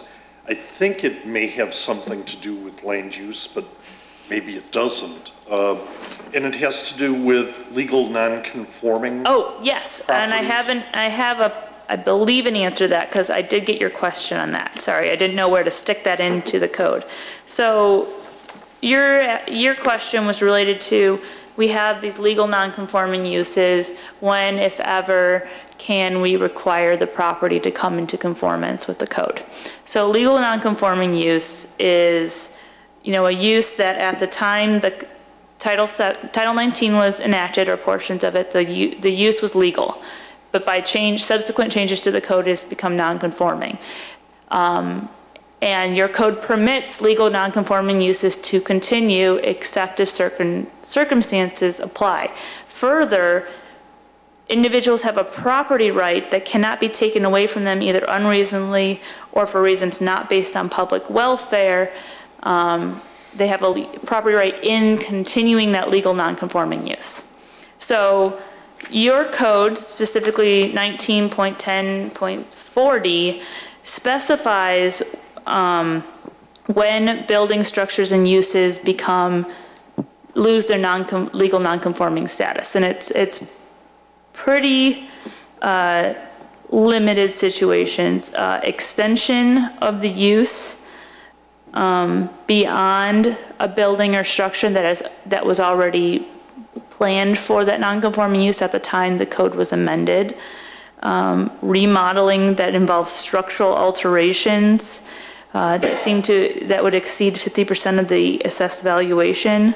Enlarging the building, changing to another non-conforming use, unless you guys as the Plan Commission determine that other non-conforming use would be less intense, which you have factors to determine. But if they want to change their non-conforming use to a different non-conforming use, you can refuse that. Discontinuation or vacancy of the structure or building for a period of 6 months or more. But you have in your code that says any building which is non-conforming only because of the lot area or yard requirements can be rebuilt, remodeled, expanded upon, or enlarged, provided that the improvements do not increase the degree of nonconformity. So other than those requirements, the property can continue being a legal nonconforming use, even if they then want to make changes, or even if it's just like, say, just minor repairs or minor alterations to their property wouldn't be enough to force them to come into conformance. Does that kind of answer your question? Do petitioners normally know whether their property is in a non-conforming status? I would think petitioners probably do know that. You have to look at if it was if it was a legal use at the time the code was changed, because otherwise it was an illegal use and you can prohibit that. So you'd have to look at what the non-conforming use or building or structure is, determine when it started being a non-conforming use, and if it is a legal non-conforming use or an illegal use. So They may not know. they might not, I mean, they may not know because they've always been that way and didn't pay attention to a small change in the code. But they would still have a property right to that continuing that legal non-conforming use. Yeah, where they find out, for example, when we rezone, we went through the major rezoning, was it about 5-6 years ago, Andrew? Maybe more? 8 now, 2005. 2005 was, Okay. yeah. We rendered several properties legal non-conforming, several properties near the airport. And when they went to refinance, that's when they found out. And the title search was done, and we had to rush to do something about it because the bank would not refinance the loan. So that's a way, when you look at title, you'll find out.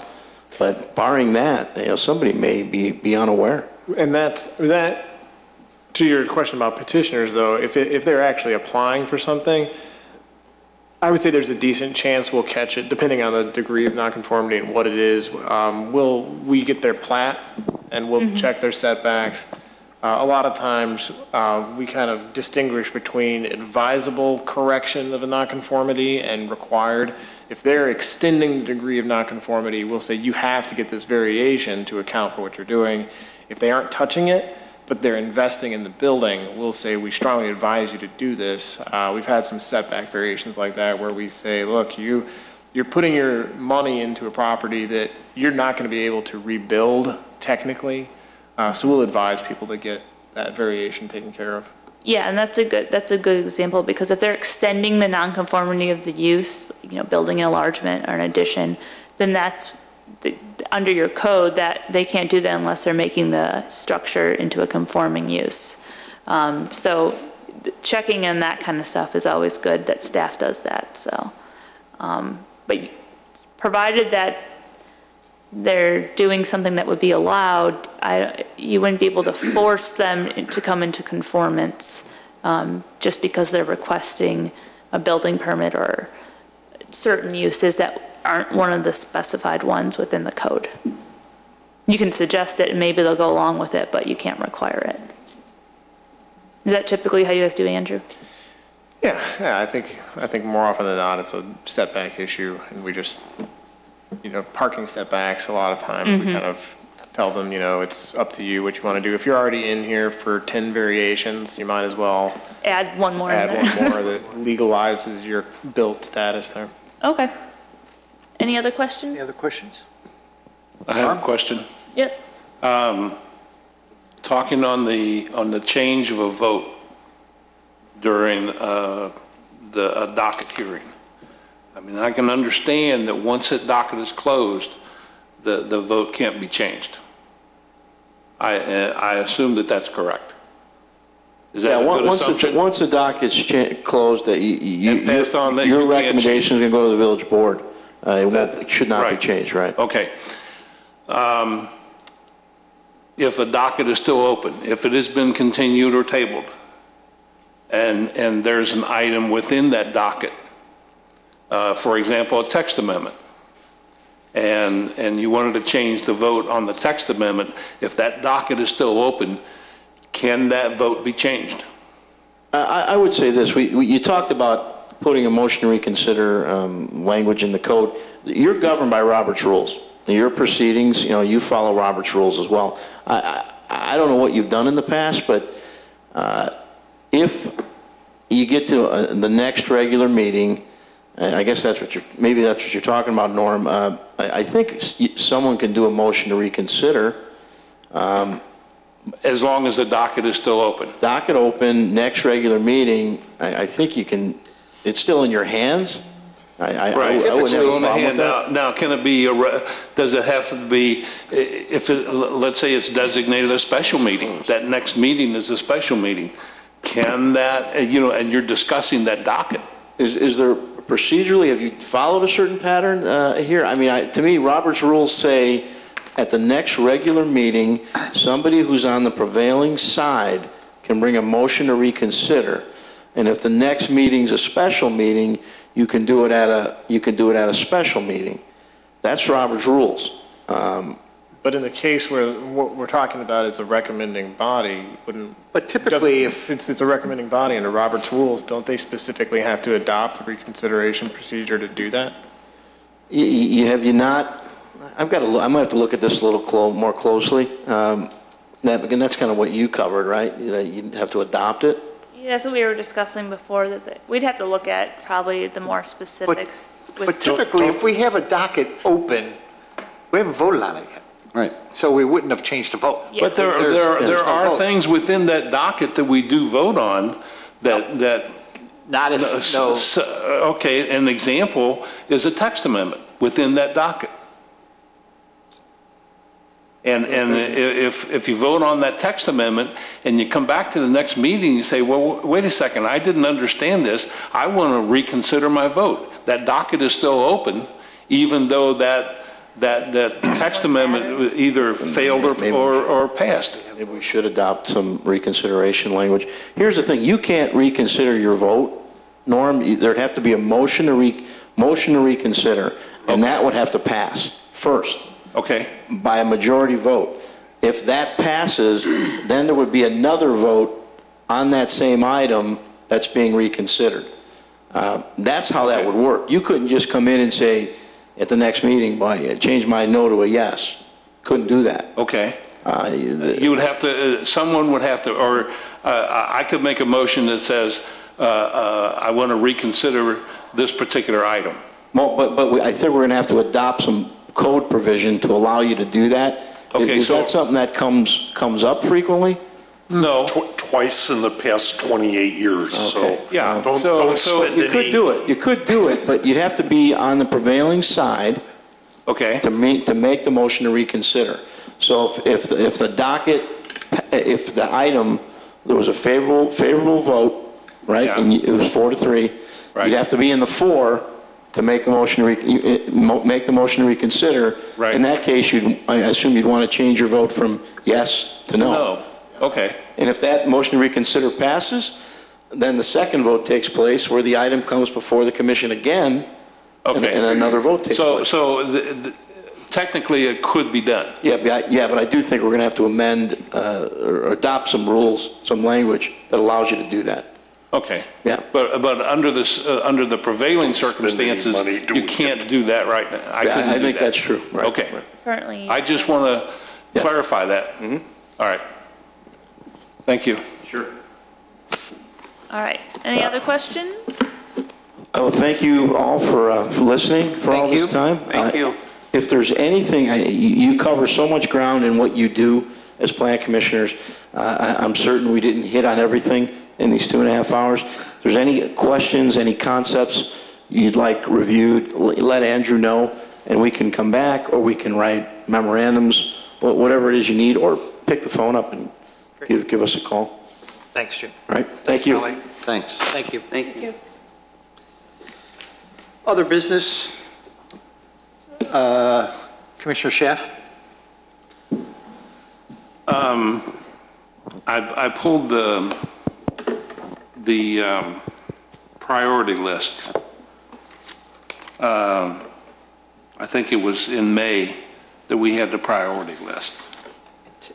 And I would like to add something on that priority list. Could I do that now? Or it's something that I sent you and Andrew concerning PUDs.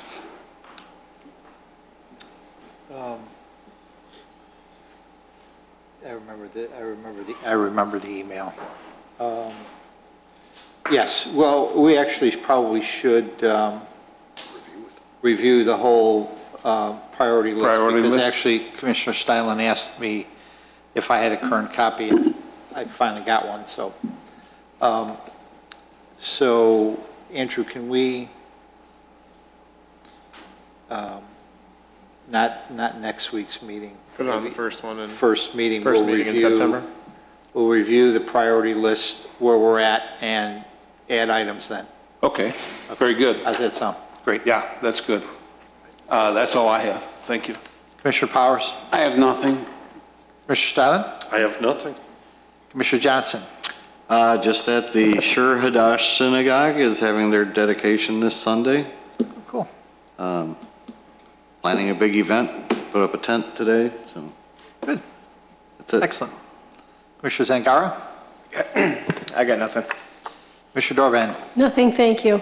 And I have nothing either. Motion to adjourn? So moved. Oh, wait, I'm sorry. Oh, yeah, you do. You had a couple of things. Jeez, I'm sorry. Hold on. The meeting next week is at 5:30. The agenda is, we have a consent item. It is a standard sign. Please take a look at it. If it needs to be pulled, we will most likely just postpone it to a later meeting. Other than that, we're planning to conduct a tour, which will be posted in accordance with all the applicable regulations. The tour will probably leave around 5:45. We'll convene here at 5:30, make sure we have everybody. If you're not going to attend, please let us know so that we don't sit in the parking lot waiting for you. A couple other minor items. We have a pencil in the date of October 11th for the dedication of the path on Dundee Road. Construction is underway. We expect it to be complete or substantially complete by that time. The path is being dedicated to recognize the efforts of the oldest living member of the U.S. Cycling Hall of Fame, who is a former Wheeling resident, founded the Wheeling Wheelmen, and is currently living in Florida. She had a lot to do with resurrecting the American cycling organization in the 40s. She's also, as I said, founded the Wheeling Wheelmen, a substantial advocacy and cycling club in the area. So October 11th, so go ahead and pencil that in. I believe we are expecting Ms. Harmon and a good number of her family members are flying in for the dedication. Oh, cool. It's a Friday. It is a Friday. Anything else? That's it. Now, a motion to adjourn. So moved. Second. All those in favor? Aye. Thank you, Andrew. And if you could get this to us.